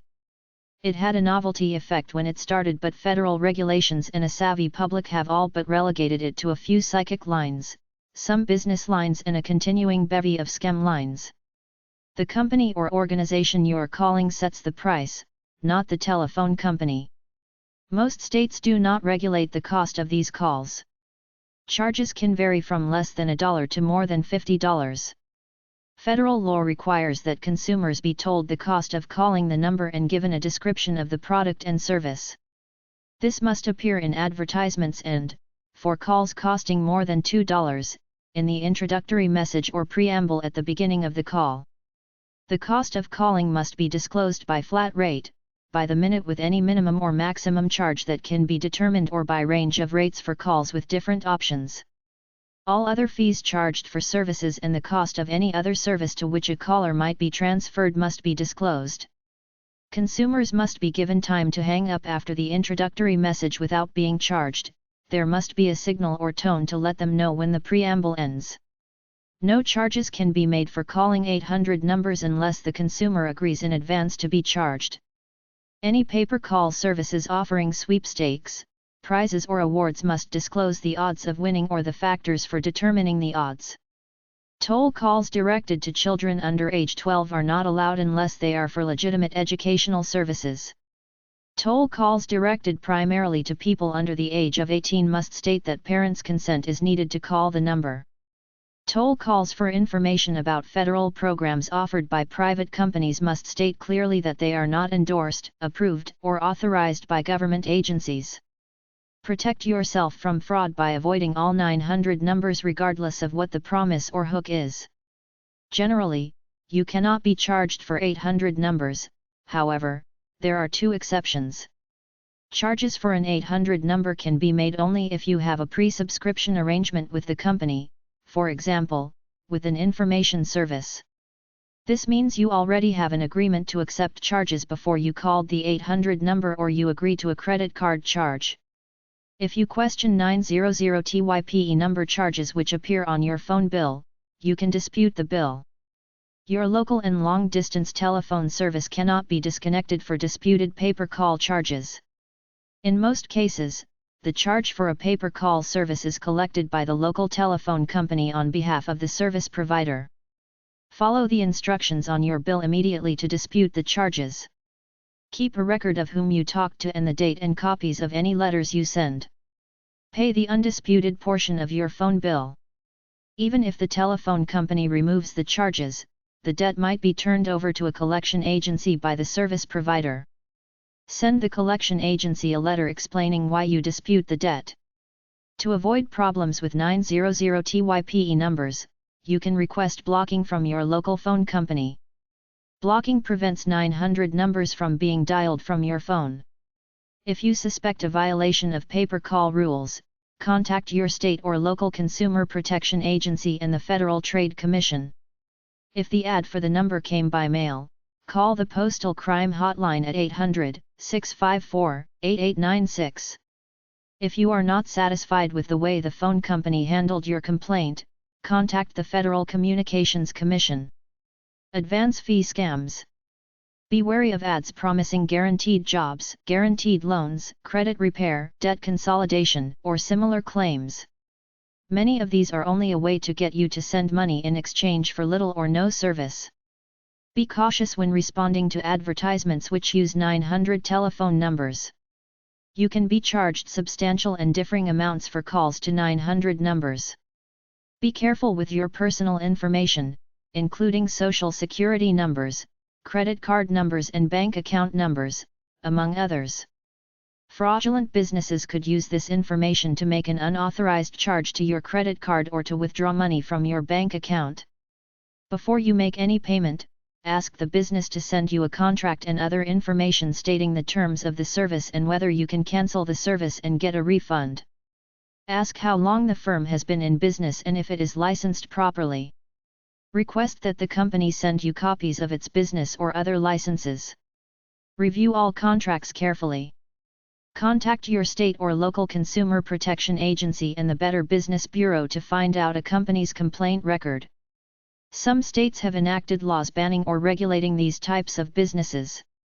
To find out the law in your state or to report a fraud, contact your state or local consumer protection agency. Many so-called recruiting firms that claim to help you find a job are scams. For information on the dangers of these types of scams, call the nonprofit National Fraud Hotline at 800-876-7060. Check scams. The easiest form of check fraud and the easiest way to get caught is for people to start a checking account in their own name and write checks even though they know they have NSF, non-sufficient funds. One step higher is to get fake ID, start a checking account and do the same thing. Post office boxes for the address on checks are very suspicious. Very few banks will issue them and very few people will cash them. Some people open a checking account, get the checks, deposit some fake out-of-state checks, go out and make a lot of purchases to cover the balance in case the retailer calls to check the balance, then 3 days later when those out-of-state checks come back, the scam is over. Some people wait until the banks are closed, then buy big-ticket items at places that accept checks without them calling to verify the checking account balance. If a person had the guts to bother getting a driver's license in a fake name, this is usually enough to pull check fraud. I saw some girl on TV say she went around to the high-class part of town stealing checks out of mailboxes, but I still don't understand how she managed to cash them without ID. Some people use disappearing pens, write their check, cash it, then the ink disappears later. One such formula for disappearing ink is 15 grams of potassium iodide and 15 grams iodine crystals in 1 ounce of water. Some people steal checks in the mail, dip it into a solution which erases the ink, let it dry, then write over it. There is a compound called Schweitzer's reagent made up of copper hydroxide and 20% concentration ammonia coated onto checks, which are then cashed. Then several hours later, the check disintegrates at the store or the bank. Some pros know about check routing, so they will change the number on the check such that it's routed through another federal district, therefore takes longer to clear before it comes back as NSF. A lot of people create fake cashier's checks on their computers. One way they say to spot a fake check is if it has smooth edges all around rather than at least one perforated one. There are ways to detect if a check is authentic. There are 2 ways I know about. The middle number of the check must be repeated in the top right corner. On the signature line, tiny letters and words are written in micro-printing format, MP. To the naked eye, it looks like a solid line, but with a magnifying glass, you can see the letters. Most counterfeiters can't do this. Read the knowledge at ckfraud.org to learn more. National Check Fraud Center. epub 80171. Charleston, South Carolina 29414. 843-571-2143. Fax, 843-571-4349. ckfraud.org. Check Payment Systems Association. Washington, D.C. 20036-3309. 2025 M Street, NW number 800. 202-367-1144. Fax, 202-367-2144. info@cpsa-checks.org. cpsa-checks.org. Telecheck. 5251 Westheimer Road. Houston, Texas 77056-5412. 800-835-3243. 713-331-7600. Telecheck.com. Credit scams. Until recently, credit card fraud has been a civil matter which the authorities didn't bother with and left as the responsibility of the credit card companies, but in the past few years, there have been laws passed against identity theft. Even still, credit card crime is a low priority for most police departments. Credit card theft is so popular because it is one of the easiest crimes to get away. Lists of credit card numbers and expiration dates are freely posted on hacker websites for anyone to take. People even go through trash dumpsters at malls and shopping centers. The carbons that are torn away from a charge sale slip contain the owner's name, number, and expiration date as well as name of the owner. Sometimes the carbon will even have the driver's license number and telephone number of the card owner on them. Most credit scammers are males from 16 to 35 years old, not organized crime as some people claim. These young hackers post up people's credit card numbers and expiration dates for all to see. Try credit card numbers and related terms into search engines to see what you get back. A lot of these sites are underground though, only for insiders, not listed in search engines. Many stores have resorted to either carbonless slips or tear-away carbons that will tear into 2 pieces after the sale is made, but it is not hard to search the trash bin for both pieces of the carbon copy to get the credit card information. Many small town merchants do not tear up the carbons. This is where credit card thieves go looking for credit card numbers. Some con artists will call up the names of people from wealthy neighborhoods that they find in the phone book. They tell them that they are with Visa or MasterCard services and are reviewing their accounts for a raise in credit limit and need the card number to verify. This is a scam. Visa and MC does not call and ask for card numbers. Never give out a card number over the telephone to someone who called you.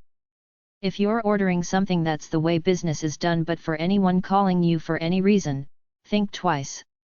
A lot of credit card theft is done by mail order. Mail order merchants get more credit card theft than any other type of merchant.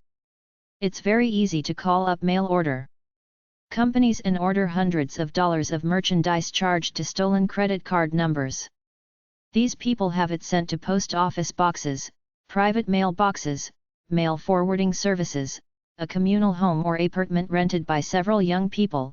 Cops won't bother with an in-depth investigation for fraudulently acquired mail order merchandise if it's ever reported in the first place, a place they rent for a few months to pull of these scams, a room in a rooming house or an apartment in the poor part of town of a poor friend. If cops show up and see the poverty and the guy says his homeless buddy Joe had some stuff shipped there but he doesn't know his last name, the cops will leave and move on. Company addresses that they're connected to that have several or more employees, an abandoned house, their mother's house, who is gonna prosecute an old lady, etc. They deal with the merchant's answering service over the phone. There is no signing of receipts, no actual card run through an imprinter, etc. The caller simply gives the merchant the number, expiration date, and either a false name or the actual name of the card holder. By the time it's reported and the authorities get around to tracing the instance down, if they ever do, since it is a low-priority crime in the grand scheme of things, the thief is long gone and most players involved on both sides of the law have moved on to something else since it's a month or two after the fact that it was discovered as a fraudulent order using a stolen creditor number. It's just not that big a deal. Every merchant expects some credit card fraud. As long as the purchase is kept under $68, most merchants will not be suspicious of anything. These carders don't take many risks. They use a card for a few days for up to 10 orders because they don't want to arouse suspicion by unusual activity on the card, which is registered at the credit card company main computer, which has a program designed to detect this, and going over the limit. They have a virtually unlimited supply of stolen credit card numbers available on the internet. There are machines for sale over the internet that can make new credit cards out of scratch, and also little machines that can be attached to the credit card devices at retail stores and copy the stuff from the magnetic stripes of credit cards onto them, which they use later to make brand new credit cards with this stolen data. It's very easy to get a job as a clerk in any little store somewhere and set this little machine up, or the crooks can code it in manually if they have the stolen credit card information to create new magnetic stripes. They can hook up a laptop computer to a credit card machine at a retail store or gas station where they're complicit with the clerk working there or are the clerk working there, get the information on their hard drive, then go home and make up fake credit cards that look real and act real all the way down to the magnetic strip. One way hackers obtain credit card numbers and expiration dates is by calling up computer authorization centers and generating random numbers that could be credit card numbers based on the formulas they know the credit card companies use to generate their numbers. When there is a match, they now have a valid credit card number, name of the holder and the expiration date. I have seen these programs in Visual Basic and C++ on the internet. A common scam that regular card holders sometimes use is simply deny, deny, deny. Some guy orders merchandise over the phone charging it to his own credit card, but even though he gets it and uses it, when he gets the bill, he writes a letter saying he never authorized that credit card charge. He does this from a payphone or gets the operator to dial it for him, saying he's having trouble getting through because toll-free numbers have a record of the phone numbers that are used to call them. When Visa/MC gets the letter, they do a charge back to the merchant for the amount of money, and they leave it up to the merchant to prove that it was this guy who ordered the merchandise. There is no record of a signature on this con artist's part. The merchant has no proof unless he tape recorded the guy's voice and gets a voice machine to compare it to the person's voice now, so that's a lot of hassles for an item worth $100 or so. Then, if pressed, the guy says he went down to the post office and gave them the package to return to sender since he didn't order it, or he tells them he sent it back by fourth-class mail which is uninsured and there's no record of it. Some people steal a good-looking retail website from a company, give it their own name, publish the website with a new name, then when they get orders, they have customer credit card numbers which they can further mess with plus the money for the order through their merchant account and close the website down a month later without ever sending anything out. Nowadays, for internet transactions, they use encrypted programs, which means that your credit card information is encrypted, then it goes out over the telephone, cable wires, or over the radio waves for wireless transmission encrypted, gets to the merchant's computer where it is unencrypted, but I have heard critics say that hackers have ways around this. Most good retail websites have a toll-free phone number. Rather than place the order over the internet, call up the toll-free number and place it there. For your own curiosity, Visa cards are arranged in a pattern something like this, but don't quote me on it. They are not numbered serially such that one card is exactly one number above or below another card. They are either 8 or 18 digits apart. If the number ends in a 0 or 1, the next code could be 8 or 18. This possibility of the next number being an 8 or 18 is generated randomly.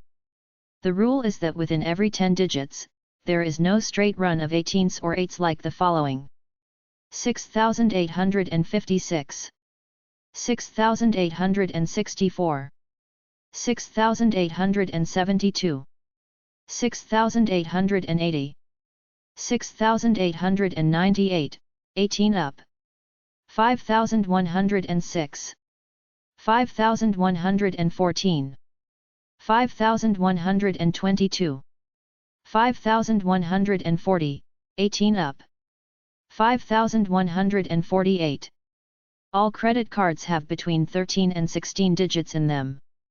The first four numbers work like this: American Express 3400 to 3499, 3700 to 3799, Discover 6011, MasterCard 5100 to 5599, Visa 4000 to 4999, American Express Company 200 VC Street, New York, New York 10285-4814, 212-640-5130, 800-528-5200, credit cards, 800-528-2121, suspect credit card fraud, 800-525-7641, traveler's checks, 212-640-4753,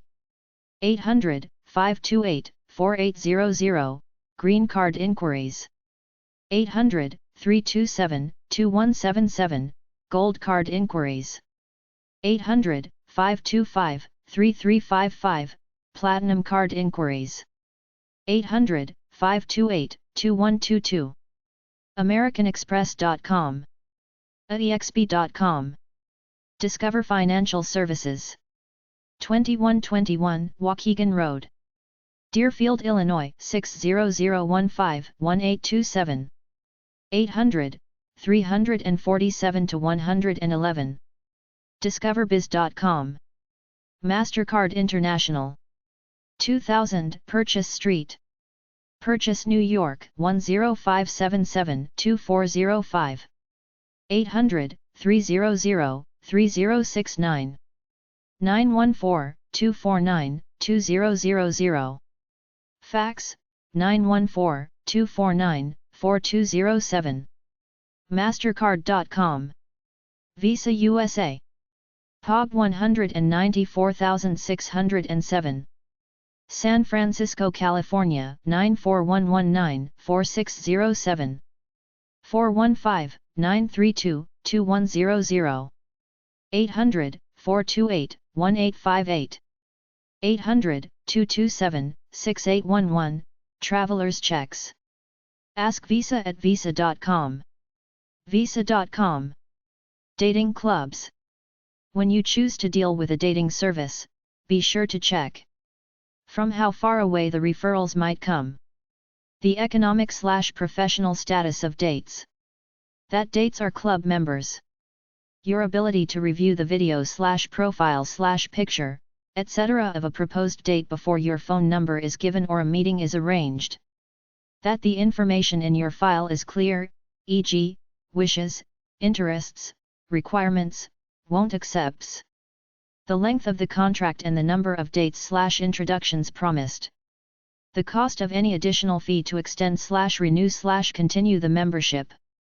Any extra costs associated with club functions, parties, picnics, trips. What the club promises to do for the basic fee. There might be little relationship between the cost and performance of the club. Beware of very high-priced companies. That all guarantees are in writing. Ask for figures on its % of success and the average length of time needed to locate an acceptable spouse if the club promises to find you a spouse. Check with your state or local consumer agency for your legal rights concerning the cancellation policy. Contact your consumer agency or the Better Business Bureau to file a complaint. Deceptive/false advertising. Caveat emptor. Buyer beware. Deceptive advertising may be literally true and therefore not false, but it may be misleading. I'll give you a few examples. There are thousands out there. A wind-powered clothes dryer advertised for $29 is a clothesline.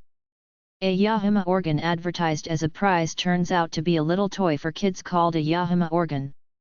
3-day Florida holiday, $99. They set you up in a cheap hotel, then make you take several timeshare tours. Deceptive advertising violates federal business laws as regulated by the Federal Trade Commission/FTC as well as state and local laws, but because these government entities are generally understaffed and have more pressing problems to deal with, they often don't chase deceptive advertisers around, firstly because there's so much of it that it seems an inherent part of the advertising business, and secondly, unless customers complain loudly en masse, there are simply too many other things going on for them to monitor the ethical standards of advertisers. Most people who get sucked in by deceptive advertising either can't be bothered complaining or are too embarrassed to try to get justice. The FTC assumes that you, as a reasonable consumer, should have enough common sense to know what's over the top and be savvy enough to not part with your money for these unscrupulous products such as the hype you might see in any late-night infomercial. Expect advertising to be hype, that's just the nature of it. The federal regulator, the FTC, even acknowledges that a lot of advertising is deceptive or over the top, but protects the advertiser by relying on the context of a sales pitch and how a reasonable consumer would interpret it. When Tony the Tiger says Frosted Flakes are great or a pizza shop says they use only the very freshest ingredients, this is minor hype, puffery, a general exaggeration that almost no reasonable person would believe. Deceptive advertising, on the other hand, is defined as the presentation of some material to intentionally mislead the buying public who we presume would be acting in a reasonable manner. Furthermore, advertising must not be dangerous or unfair. A reasonable person using whatever the product is should expect it to be safe and not receive any injuries as a result of normal usage. Ignorance of the law, the company's supposed intentions nor even fine print are not enough to protect it legally. If you mislead people through your advertising, you're breaking the law and could be charged both criminally, if you cause injury or death, and civilly. The FTC even occasionally orders some companies to make corrective commercials stating that their earlier claim was wrong and it's not true. If you make incredible claims, you have to back them up with objective proof. Charges filed by the FTC can be complicated and take years to resolve as the company lawyers try to stall for as long as possible. The FTC is so understaffed that it generally won't bother prosecuting a deceptive ad unless it's being run nationally. They simply don't have the manpower to investigate and prosecute all matters of deceptive advertising in local or regional ads.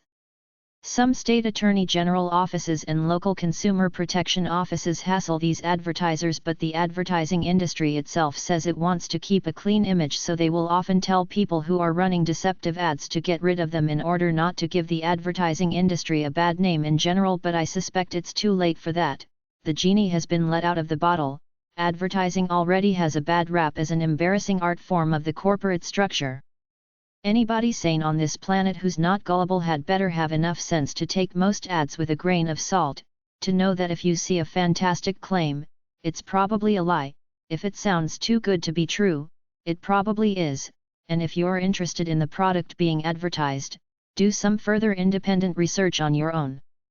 Telemarketers have been restrained somewhat by the Telemarketing and Consumer Fraud and Abuse Prevention Act, but now we have the Internet, which is a fertile breeding ground for all manner of deceptive advertising.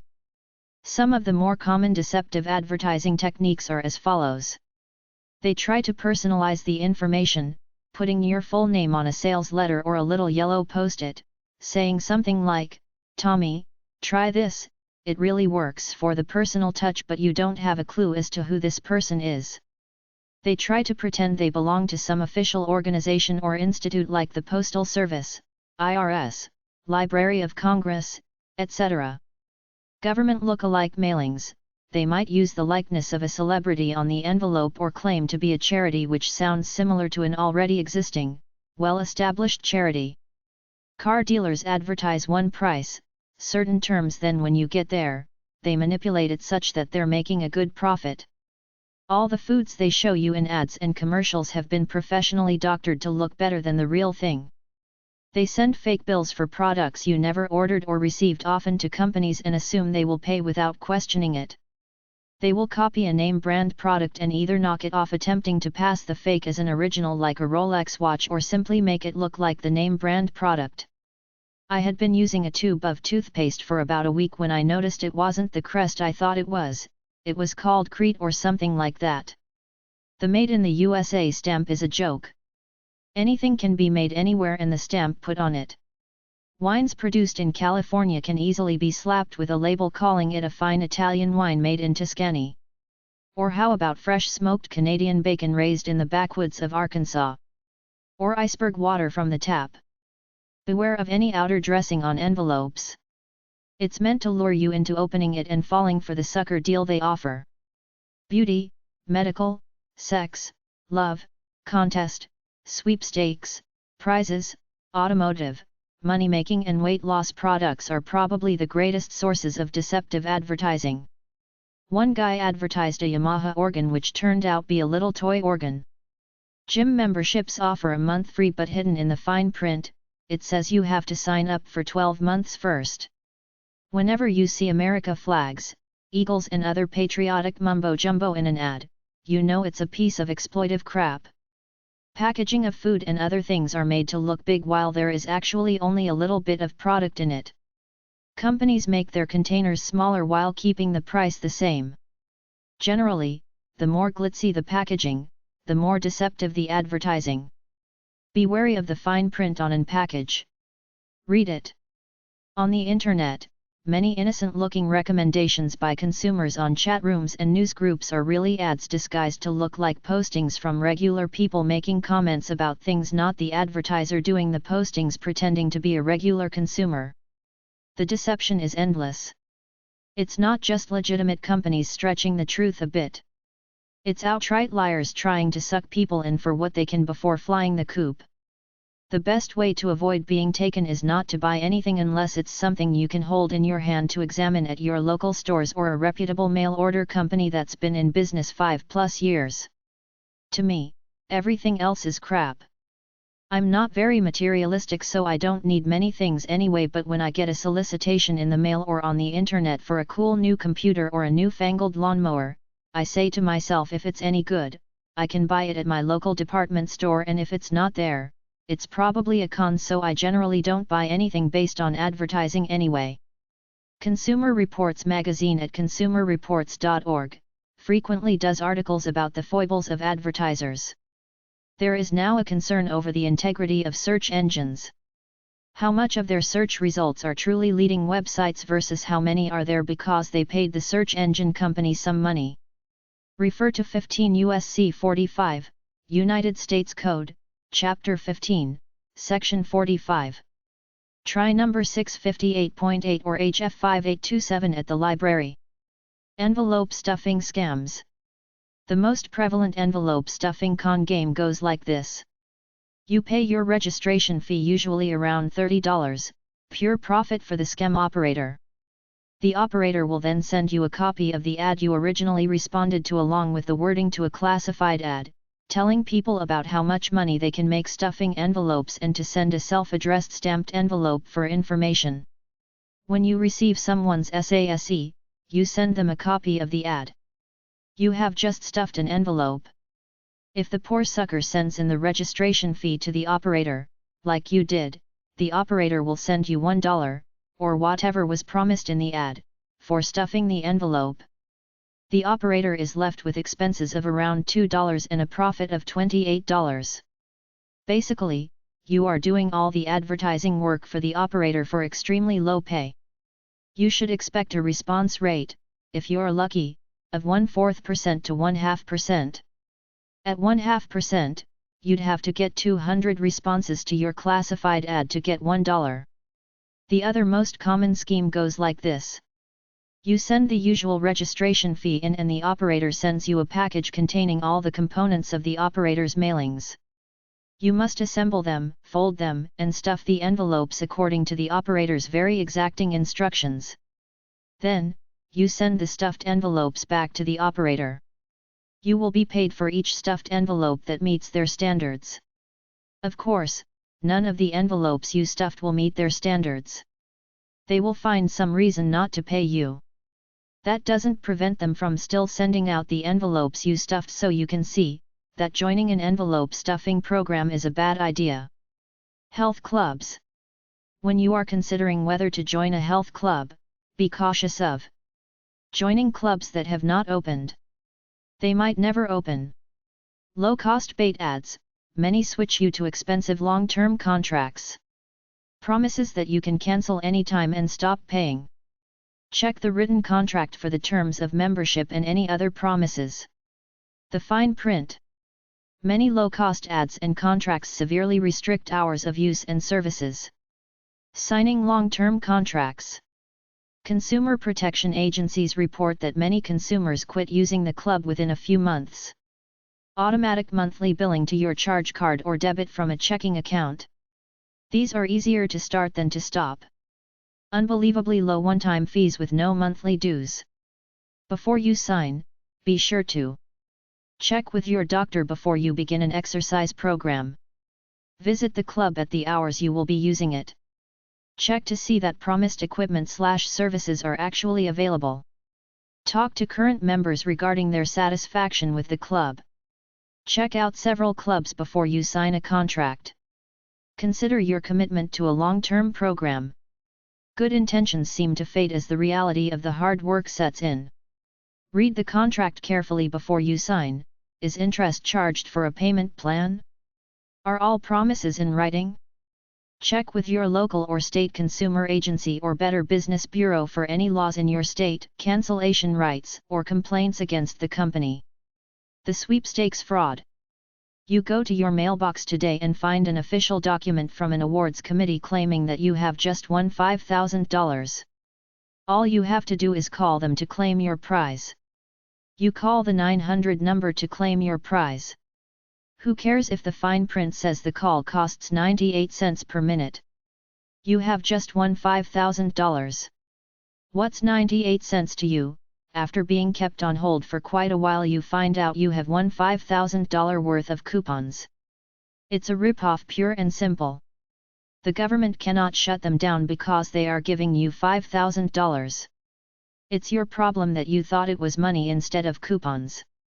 Always remember that if you really win money in a sweepstakes, it is unlawful to charge you money to claim it. In addition, if you win any contest whatsoever, a real prize committee will visit you personally or call you themselves at their own expense. Honest sweepstakes are set up to entice people to try the products the company is selling who is running the sweepstakes. Publishers Clearinghouse is probably one of the best well-known sweepstakes around. We all get them in our mailbox every January and February. They are popular because people order magazines just to enter the sweepstakes. Recently they and Reader's Digest have taken heat because of misleading literature wherein a lot of people bought their merchandise thinking they were guaranteed prizes. Remember folks, that nobody is going to give you something free when they call you on the phone or send you a letter telling you that you have won a prize, but there are people that fall for these scams over and over again without thinking.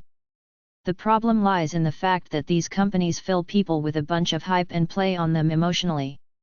Timeshares/campgrounds. Prizes and awards might be used in promoting timeshares and campgrounds. They sometimes are overvalued or misrepresented. Free awards might bait you into driving a long distance to the property, only to attend a long high-pressure sales pitch to obtain your prize. Be realistic. Make your decision based on how much you will use it and if it provides the recreational and vacation purposes you want. Don't decide to purchase based on an investment possibility. It might be difficult or almost impossible to resell. Ask about such additional costs as finance charges, annual fees, and maintenance fees. Maintenance fees can go up yearly. Compare your total annual cost with that of hotels or your normal vacation expenses. Ask about availability during your vacation periods. Ask what other timeshares or campgrounds you may use with your membership. Talk to individuals, who already purchased from the company, about the services, availability, upkeep, and reciprocal rights to use other facilities. Get everything in writing and make sure verbal promises are in the written contract. Have an attorney review any contracts/documents and make sure there are no blanks on the papers you sign. Do you have cancellation rights? State laws vary. Check with your local or state consumer agency. Check for any complaints against the company, seller, developer, and management company with your consumer agency or the Better Business Bureau. To order a free publication on timeshares and health clubs, contact Federal Trade Commission. ftc.gov. Chapter 4. Cons and Scams Guide 4. Charity fraud/fake charities. Charity scams can happen by mail, phone, or in person. I had a woman come to my door who I knew was a fake, but I gave her $1 just to get rid of her. I could tell by her dress and her uneducated manner. She looked like a bum pulling a low-level scam. She had some pamphlets from some cancer organization that she probably picked up from the free publications at the front of the local library. If the person says, "Thank you for last year's donation, but you never made a donation to that group before," that's a red flag. Some people send invoices claiming it's a new year, "Would you like to make the same donation as last year?" If there's an earthquake today and the next day someone is calling you to donate to the earthquake relief project, it's too quick for a legitimate organization. Ask for a callback number. If they can't provide a callback number, hang up. Ask for written information about the charity, including name, address, telephone number and nonprofit registration number. If they don't provide this information, do not donate. A legitimate charity or fundraiser will always give you information about the charity's goals and mission and how your charitable donation will be used. Ask for a receipt showing the amount of the contribution and stating it is tax deductible. Check out the charity's financial information. This is public knowledge for all registered non-profits for tax-exempt status. Ask them to email, fax, or mail it to you. Ask for identification from a person knocking at your door. If the solicitor refuses to tell you or does not have some form or verifiable identification, close the door and report it to local law enforcement officials. Call the charity directly. Verify if the organization is aware of the solicitation. Some phony charities use names that closely resemble legitimate charities like American Cancer Society, American Cancer Association, American Cancer Organization, American Cancer Institute, etc. Don't provide personal information over the phone. Be concerned if the person asking for donation starts asking for personal information about your birth date, your maiden name or who lives with you. Legitimate fundraisers won't push you to give on the spot. Be wary of charities offering to send a courier or overnight delivery service to collect your donation immediately. If the telemarketer claims that the charity will support a local organization, call the local group to verify. Be wary of emails that ask for charitable donations since most legitimate charities don't solicit money by sending unsolicited spam. Avoid giving cash. Cash can be easily stolen by a legitimate volunteer. For security and tax purposes, pay by check. Home equity loan scams.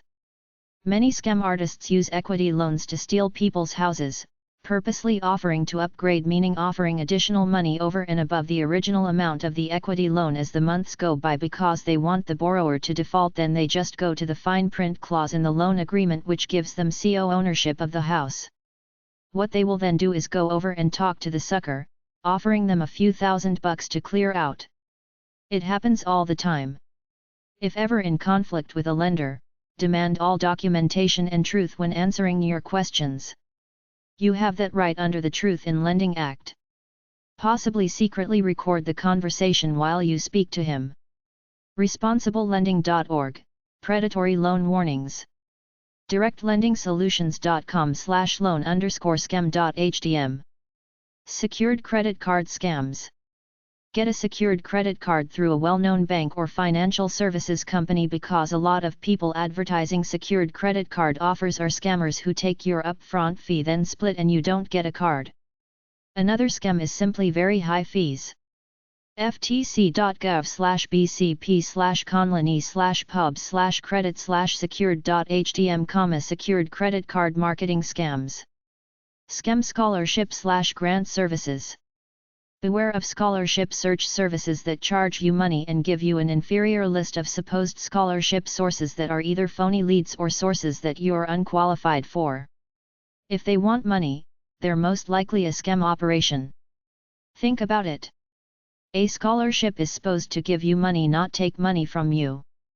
With so many sources out there, you shouldn't have to pay to find this information. If you have a problem with one of these companies or want more info about scholarship search services, contact fraud.org, 800-876-7060. There are scam services who double team you. First they take your money and give you either nothing or not very useful information, then because they have all your personal information, they steal your identity and get credit cards under your name. Grants and scams. ftc.gov, Grant resources. ripoffreport.com, National Government Grants. Chapter 5. Cons and Scams Guide 5. Fraud one-liners/scam one-liners. Never go for an offer where some ad says they will get you a loan if you pay them an upfront fee. Sunscreens and sun protective clothing are tenuous products. How can they prove they keep out UV rays? Losing weight is about using your willpower to eat less and be more physically active. If you're really cool, you are naturally inspired. You want to be physically active. Everything else is a scam. I exercise in my basement. Some gyms are way too expensive. Whenever you put ads up on classified ads websites, expect spam from advertising trolls. There are companies around that claim to do your income tax for a low fee. It could be a scam company that takes your personal info, steals your identity and takes your tax return if you're due one. Stick with the big tax companies. All companies advertising to have grants and tax breaks for disabled people are all trying to make money off you in some way.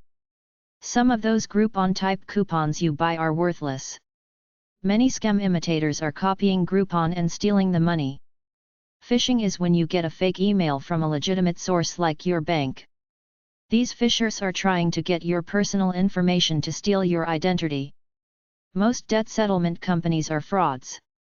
Whatever they might be able to do, you can do on your own or go to one of those non-profit credit counseling services sponsored by the credit card industry.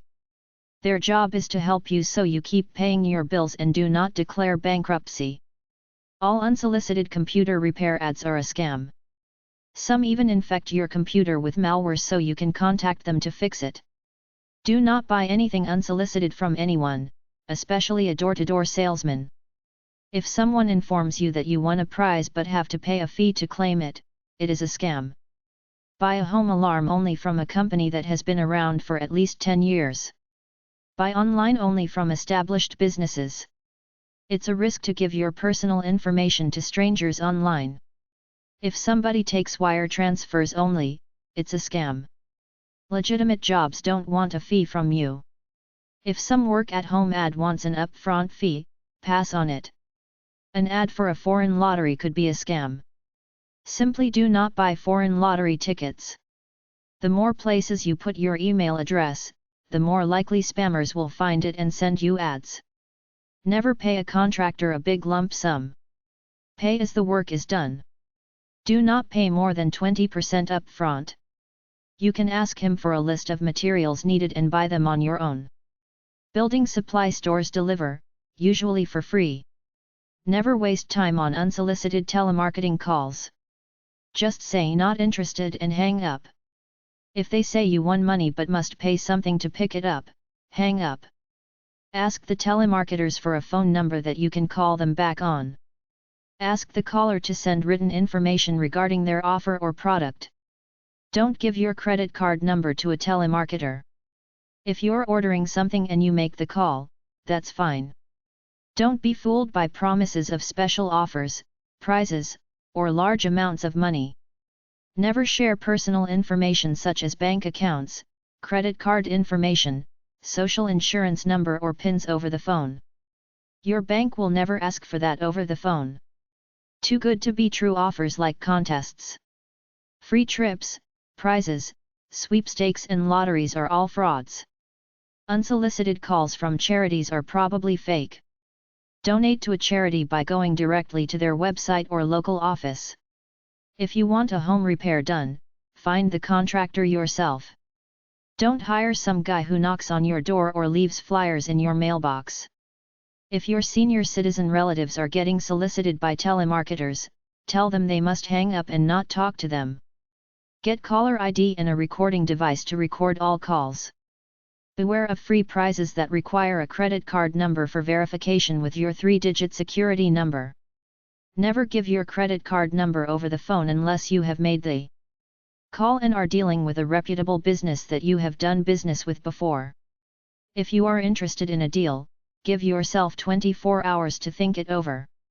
Do not be pressured to take action immediately. If it's a good buy right now, it will be a good buy tomorrow. Ask for information on any product or service you are considering in writing and read it over carefully. Read the fine print closely. It might require a magnifier, but read it. If door-to-door salespeople approach your home, do not answer the door or let them in. If you let them in and they will not leave, call the police. Arrange for the direct deposit of any checks you regularly receive by mail. Never provide personal information such as account or credit card numbers over the computer unless you are sure it is the valid and safe site that you selected. Always get a few estimates for any job. Be wary of something for nothing or get-rich-quick schemes. Never turn over large sums of money to anybody, especially a stranger, no matter how promising the deal looks. If pressured by a salesperson, say, "No thanks." Walk away, close the door, hang up. Never sign unless you've read the contract. Mail fraud. When the mails are used to intentionally misrepresent a product or service, it constitutes mail fraud. The U.S. Postal Inspection Service is charged with investigating violations of the law, usually in response to consumer complaints. The best way to protect yourself from mail fraud is to recognize that it's a fraud and not become involved.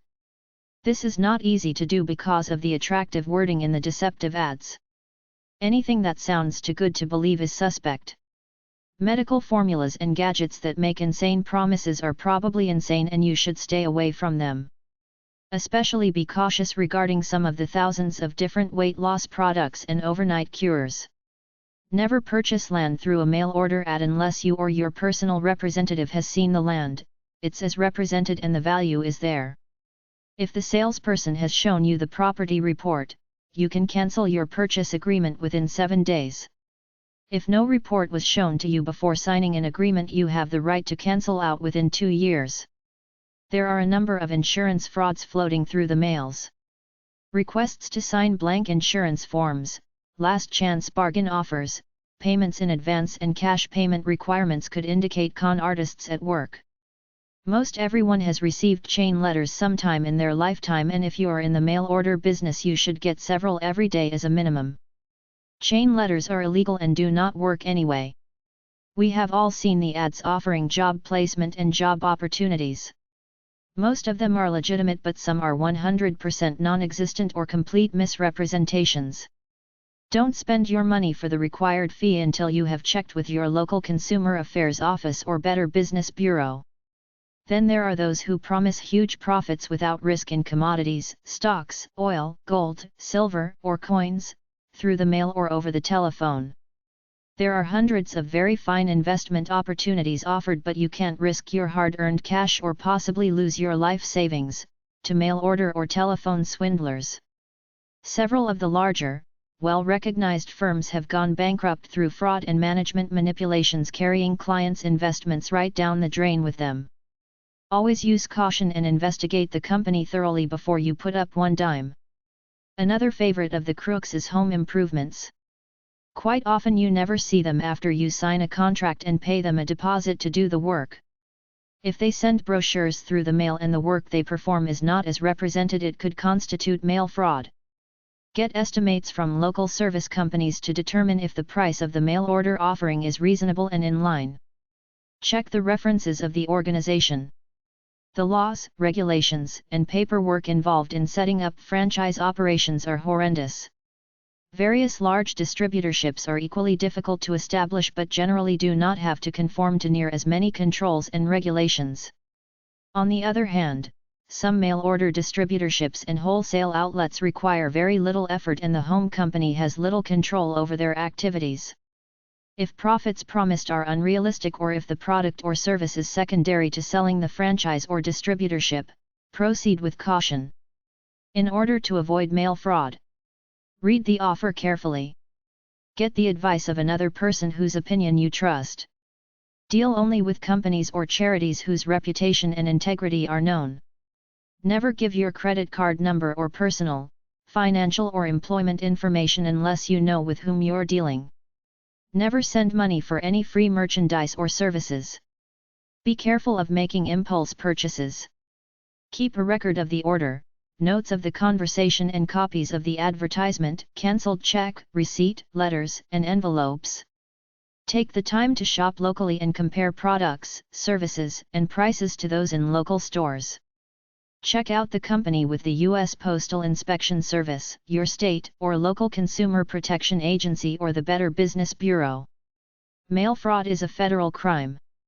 Using your credit card or a money order might give you some recourse if you have a problem, despite your carefulness. Mail order scams 1. Mail fraud is rampant because the con artist just has to send out mail and know that a certain percentage of suckers will respond. Legitimate scams are barely legal schemes that are rip-offs but legal according to the bounds of the law. You can't complain that your order was not filled.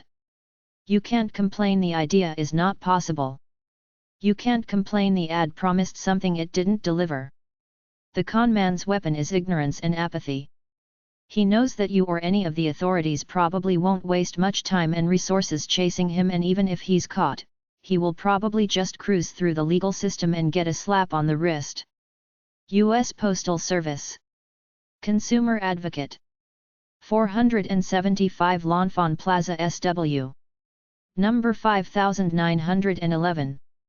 Washington, D.C. 20260-2202. 800-654-8896. USPS.gov. If a mail order company is scamming you, report them. Mail order scams 2. Some ads for mail order scams are: establish AAA credit in 30 days.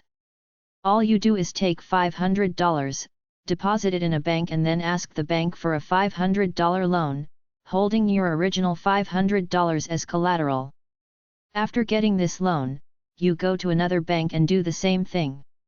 Within 30 days, you actually can be approved for 4 different bank loans, and when you repay them you have AAA credit. Wipe out debts without filing bankruptcy. If you owe 20 different creditors, it's common knowledge that only 1 or 2 will show up for your creditor's hearing, less if you owe less than $5,000 per creditor. You won't have to file a bankruptcy on the other 18 or so that don't show up personally, thereby wiping out your debt with these particular creditors. Refer to the wage earner plan. How to stop credit collectors dead in their tracks. Just demand that all further correspondence about your debt be mailed to your home.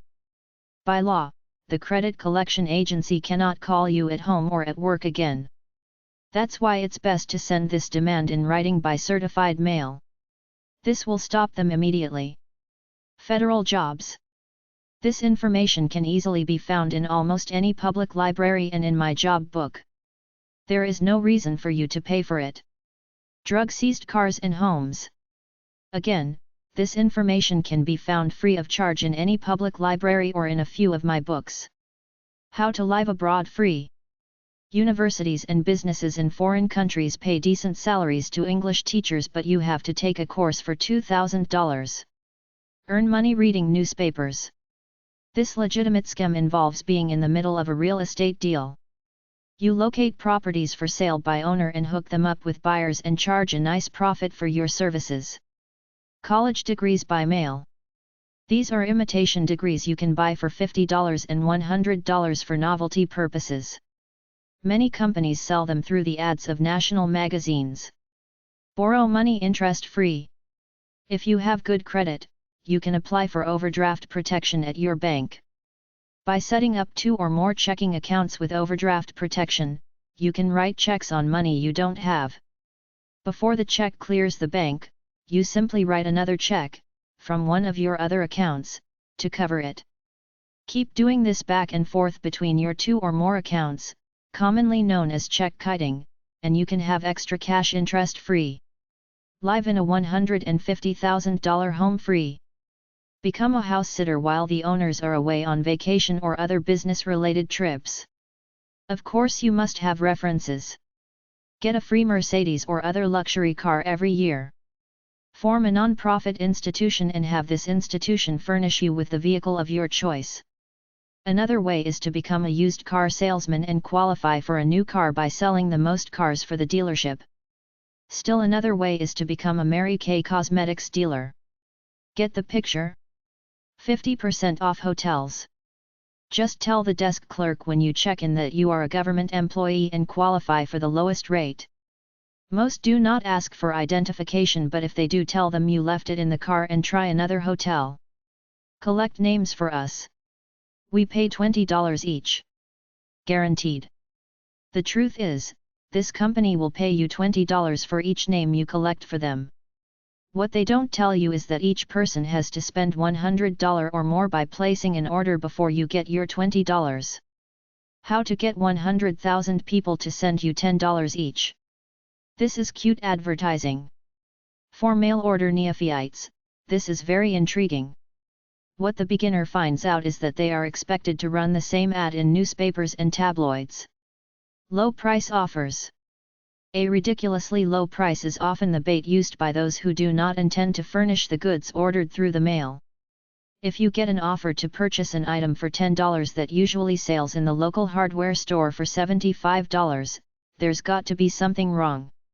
Either the merchandise is stolen, inferior, or it won't be delivered. Insurance fraud. Drivers who have a bad accident or their driving record is not so good, may not be able to purchase auto liability insurance from the regular insurance companies. Fraudulent insurance companies compile name lists of likely prospects, make mail solicitations, etc. and will write insurance policies for anyone who will hand over a premium. The reserve funds they're required to set aside for payment of claims are manipulated into the promoters' pockets, while they pay only minor claims and hold up larger claims as long as possible until their insurance company goes into bankruptcy. This leaves many unable to collect legitimate claims.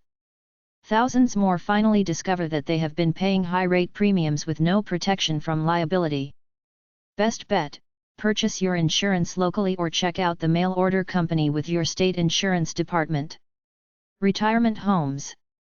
The little 80-year-old lady who had just lost her husband a year ago and 160 other retired residents of Sunrise Manor just lost their investment and perhaps their final home.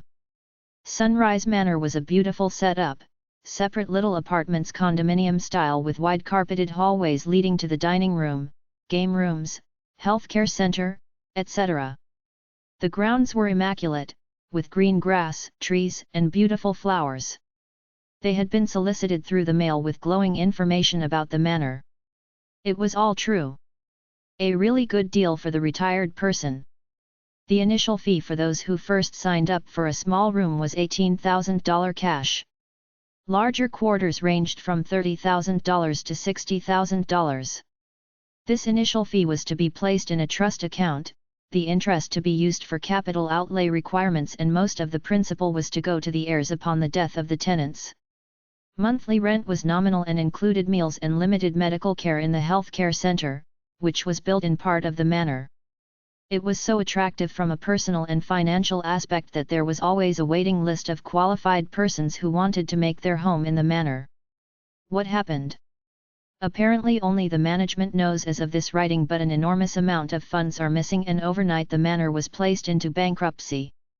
The court-appointed trustee is trying to put the pieces together while the prosecuting attorney is investigating the activities of the owner-management team. It appears the tenant's $18,000 to $60,000 investment is long gone. Apparently it was not retained in a proper trust account.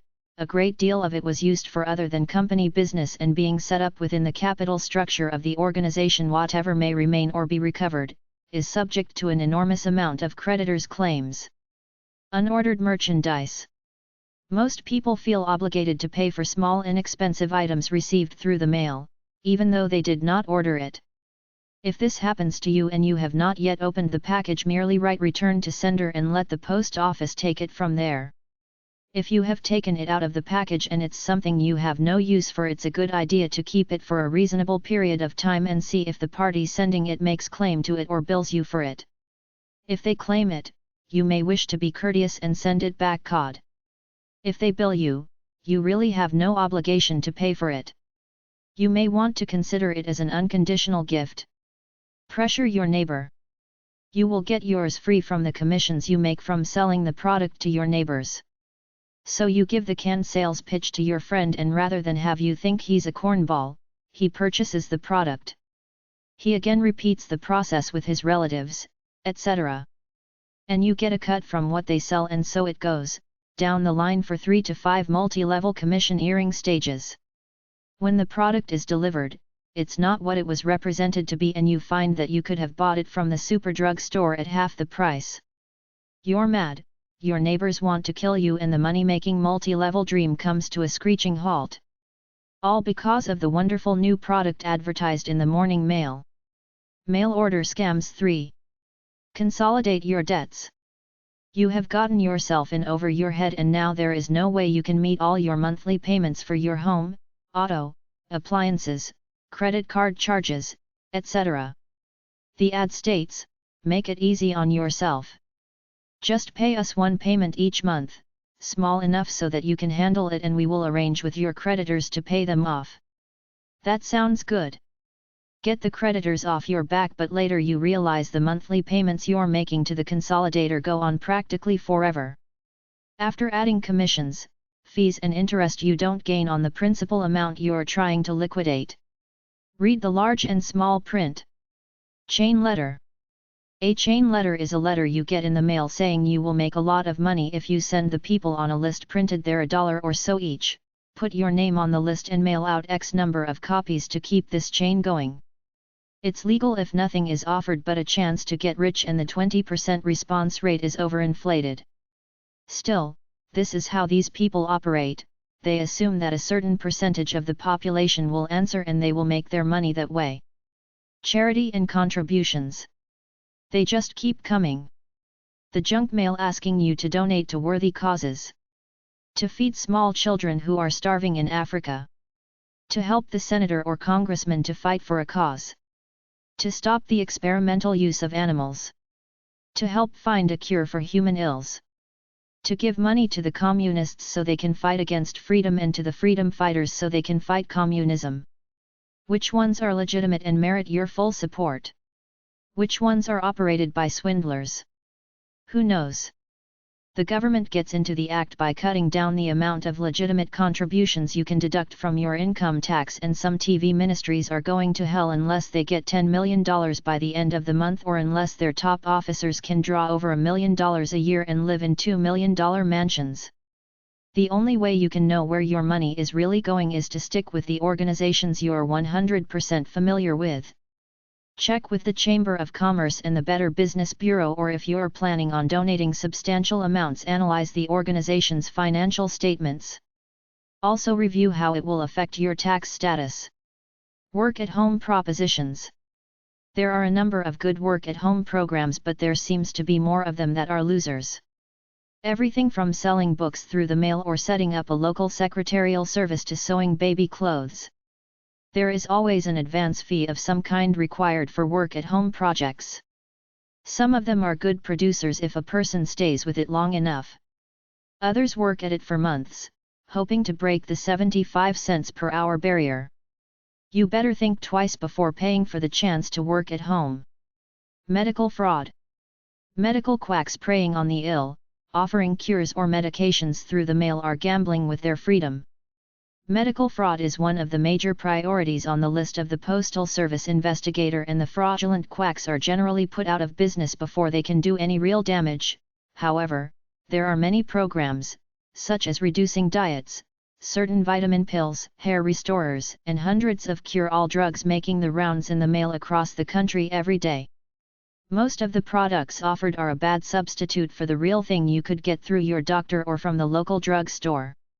Even if the promoter's not convicted or fined, the Postal Service can deny him the right to receive remittances through the mail if it's determined that false representations have been made.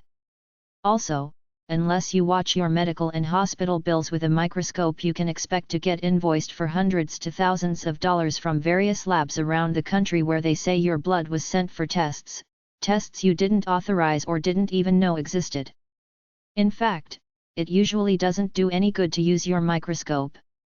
Unless the hospital gets $4,000 out of you for a 4-day stay, they apparently will go bankrupt.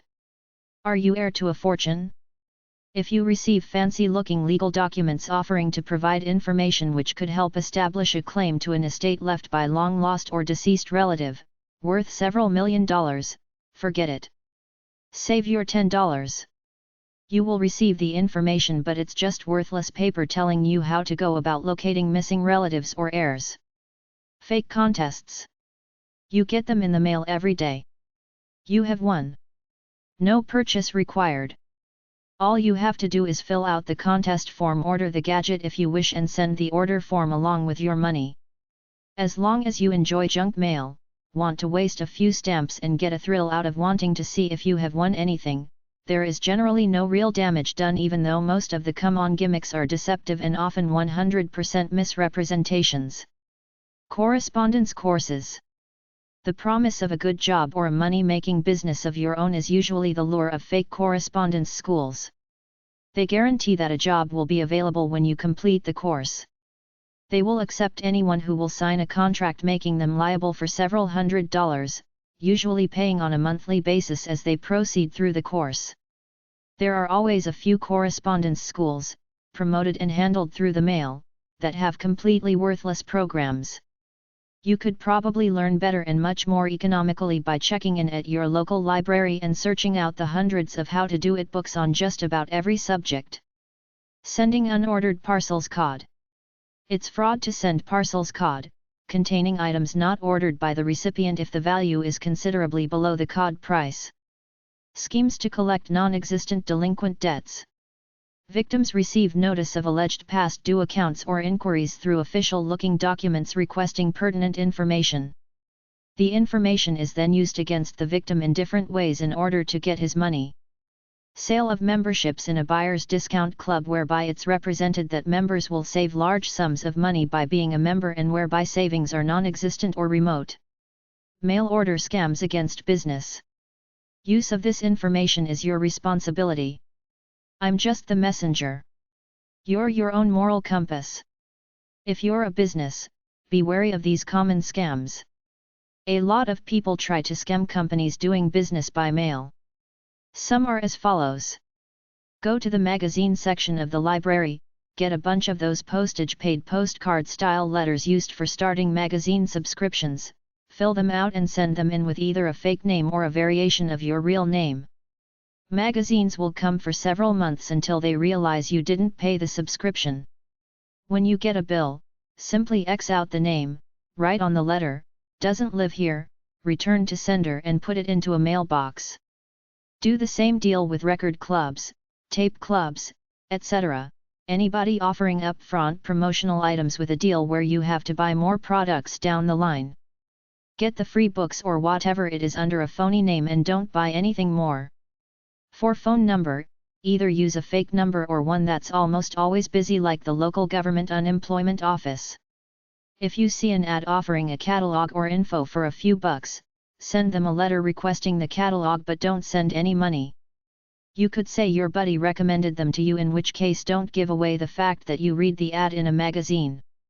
All post office boxes are just numbers, but companies code this part of their ads so they know who's responding to an ad from a particular magazine. Like if they advertise in Eating Well magazine, they might make their address POG 55EW, the EU signifying Eating Well magazine, so they know how many responses the ad pulled. So get rid of the EU and just address it to POG 55 to make it look like your buddy gave you the address and you look like you will be a good prospective customer. Order anything you want by mail order, but don't send a check or anything. Some orders might slip through and you will get the order anyway. Place an order, then when it comes, send them back a letter and say you got items A, B and C but didn't get D. They will send you a second item D. Fill out an order form, put it into an envelope, then make it look like it was tampered with by slitting the top then stapling it. If it's not an expensive item, the company will think somebody tampered with it and will send you the product. Get a rubber stamp made up saying exactly what the postal service would use in this format, damaged in handling in the postal service. Place an order but neglect to include the cost of 1 or 2 items as an honest mistake. It might work, it might not. Don't place an order but send a photocopy of a fake order form you filled out with a note saying you ordered the stuff 6 weeks ago and by the mail order rule, it should have been delivered within 30 days. If it's not a well-run company, they will give you the benefit of the doubt and send the product. For the above scam, they will usually send you the product if it's under $40, but if it's expensive, they will ask for proof of payment. You can make fake check endorsement by first buying something inexpensive from the company, then when you get the endorsed check back from the bank, go to a photocopy machine, magnify it in size and use liquid paper typing correction fluid to change it to look like a big ticket item, go back to the photocopying machine, shrink it down to size, and now you have photocopy proof of their endorsed check. You can do the same thing by buying a cheap money order and changing it to make it look like a higher endorsement. Merchant credit card scam for returned goods. A guy who works in retail told me a trick some merchants use to con people who bring back merchandise bought on a credit card and want their credit card credited with that amount. The merchant copies the price and item onto a credit slip, puts it into his imprinter and pushes it forward only but not backward. This prints the customer's name, account number, and expiration date on the card but nothing else. He then asks the customer to sign it. He keeps the original sales receipt and hands the customer the credit slip without his merchant number imprinted on it, so when the customer gets his credit card statement at the end of the month and sees that the credit is not on it, he has no evidence, no sales receipt, and only a credit slip that he could have forged. If you ever bring goods back bought on a credit card, make sure the merchant pushes his imprinter both forward and backward such that his merchant number is imprinted on the credit slip. Money-making ads, scams or easy money. Like they say, if it sounds too good to be true, it probably is. The biggest field of fraud is in work-at-home schemes advertised in money-making magazines and online. There's no way to get rich quick. If there was, whoever had it would keep it for themselves and not share it with anyone else. If an investment or money-making scheme is so good, why don't these guys keep it all for themselves? Hire a bunch of minimum wage workers, then get them to do whatever it is they do for a few bucks an hour while they get all the profits? I saw this infomercial that was so ridiculous. They had about 6 idiots come on in a row saying stuff like, "Yeah, I'm making $40 grand a month and that's only part-time." Do you think if someone was making $40,000 a month, they'd advertise the technique on TV? It's like you just found the world's biggest gold mine and because you're such a great guy, you're gonna tell everyone about it. For $50, you're gonna give up some of your gold and give them a chance to get rich. Most get-rich-quick schemes are outright frauds. Once you respond to a few of those offers in money-making magazines, you get on mailing lists and all kinds of scam artists send you offers. I don't want to waste space here going over all of them, just know that there's no quick way to get rich. If there was a way, the person who knew it would protect it with his life to keep his secret. A lot of schemes sell information that you can get for free from a whole bunch of government and private agencies. They always try to play off your greed and naivete. People simply buy mailing lists of opportunity seekers, people who respond to ads in money-making magazines, or create one themselves by putting any phony ad in a money-making magazine to get a list of respondents who are all possible suckers and send them a chain letter or any other scam you want. Money-making scams feed off our need to believe that there is an easy way to get rich. If they make the right pitch, they hook enough people in to make it very profitable for them. Some scams just promise you a few extra dollars in your spare time. They're trying to hook you by acting honest, realistic, and legitimate. Others are in your face, blatant, outright bold lies, but people still fall for them because at the back of their mind they're thinking maybe this is their ticket to wealth. They promise riches for things like stuffing envelopes, owning your own shopping mall online, being an internet consultant, etc. There are two basic ploys: the low-priced one under $12 where you feel you don't have much to lose if it doesn't pan out, just $5, $10 or so. And if it does, you'll be rich. Fair trade, $10 for your big break into wealth. They might offer a money-back guarantee, which is a lie because they will have folded or will just callously ignore you if you ask for a refund. Consumer ripoff is generally a low priority in law enforcement, so most people who do it feel they're relatively safe from getting caught and prosecuted because the powers that be don't have the manpower to hunt them down. Caveat emptor is a term which means buyer beware. The reasoning behind it, which some slicksters use to their advantage, is that you, as a reasonably intelligent consumer, should be aware enough to know a sucker deal when you see it, so if you get taken in by it, it's your fault for being a doofus. A lot of people get so embarrassed when they get sucked in that they don't report it to anybody. They just eat the loss and chalk it up to another lesson about the cruel world out there and the evil intentions of people in general. The only way to get your money back is to threaten that you'll put so much heat on them, it'll cost them a lot more than your refund, and in your letter, list at least 5 consumer organizations, the addresses of which you can get at pueblo.gsa.gov.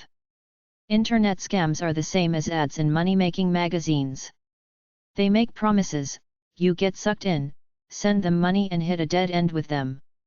I used to get money-making offers via email all the time, but since I installed several free spam buster software programs, I rarely get any now, down from 40 plus a day.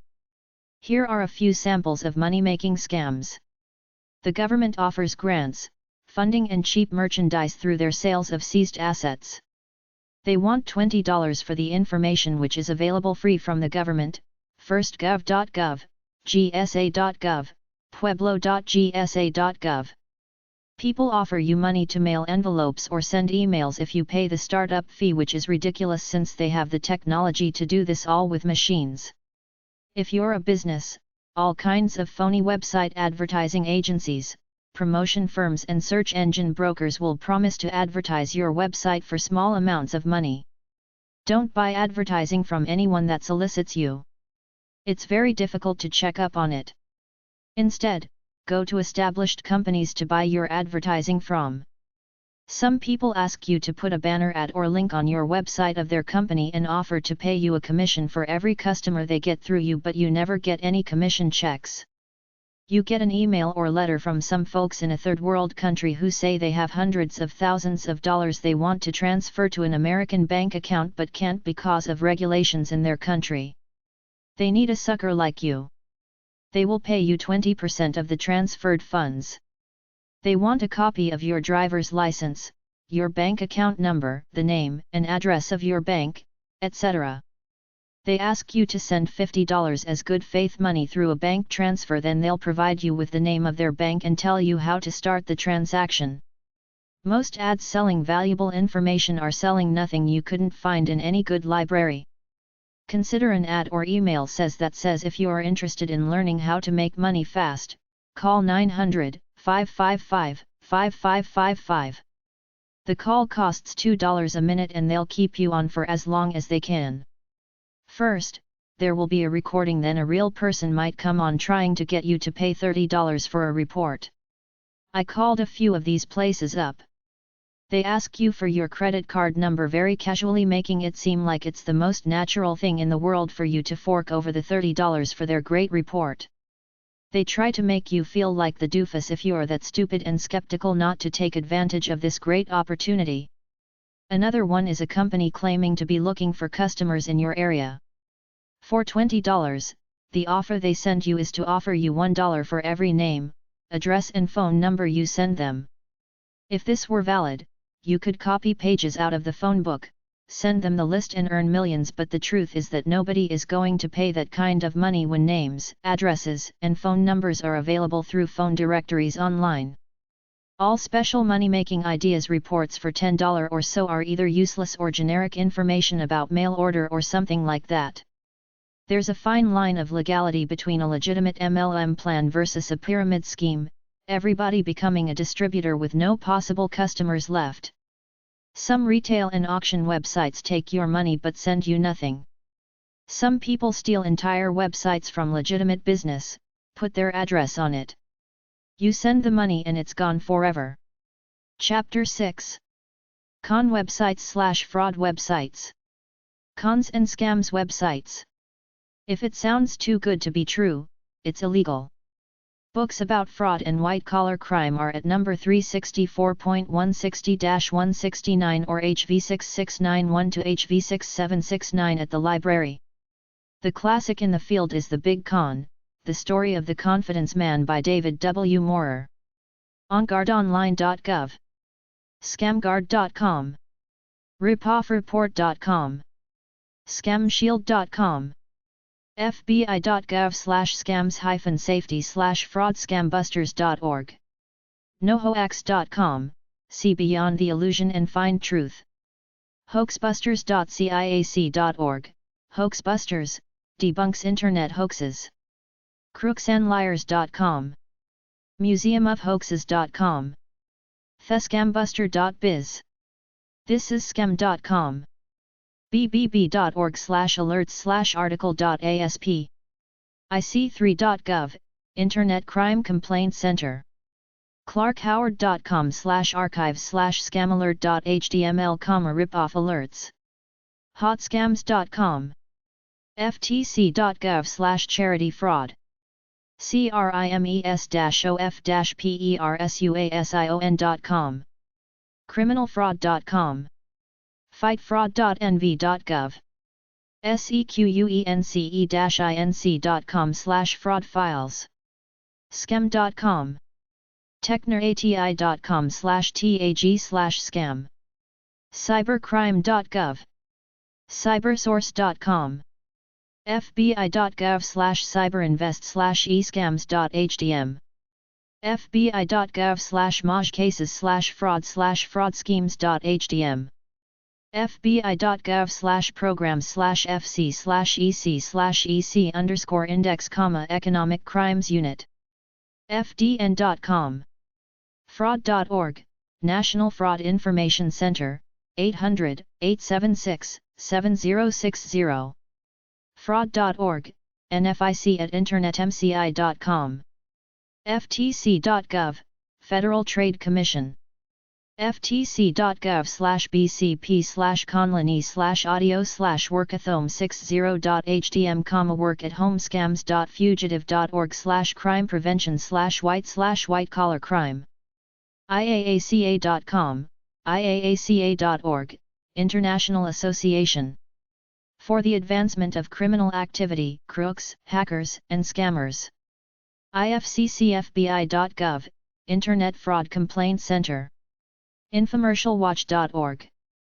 internet-101.com/hoax. movingscam.com. museumofhoaxes.com. notgettingscammed.co.uk. fakechecks.org. onlinescamreport.com. quackwatch.org, ripoffreport.com, romancescams.org, scambusters.com, bbb.org, the Better Business Bureau. Offers reports on any US business. Scambusters.com, scambusters.org, scamfreezone.com, scamfree.com, scammerama.com, funny scam letters, scams.com, scamwatch.com, scamwatch.gov.au, sec.gov, Security and Exchange Commission, Consumer Advocate for Financial Investment Opportunities, sec.gov/investor/pub/cyberfraud, seniorcitizenlocalweb.com/scams/scams.htm, fraud business websites, ehow.com, how to find out if a business is fake, adrance.com, type in fake, scam business, bbb.org, blogs.mysanantonio.com/weblogs/2009/02/fake-monkey-business-in-show-b.html, business-powerpack.com, businessusatoday.com, businessweek.com, the global counterfeit business is out of control, fakesmallbusiness.com, trendhunter.com/trends/fake-business-cards, work-at-home scam websites. There are plenty of websites advertising work-at-home and home business opportunities. Some are legitimate, but many are scams that want some kind of upfront money to get you set up. If they want money to register or for whatever reason, pass on it. It's most likely a scam. Scaminsider.com, scamfreeonline1.com, don'tgetscammedagain.com, jaminhomejobs.com/scams, dont-get-scammed-again.com, therychdude.com, sologig.com/common/information.aspx?id=fraud, bbb.org/alerts/article.asp?id=436, work-at-home schemes, dont-get-scammed.com.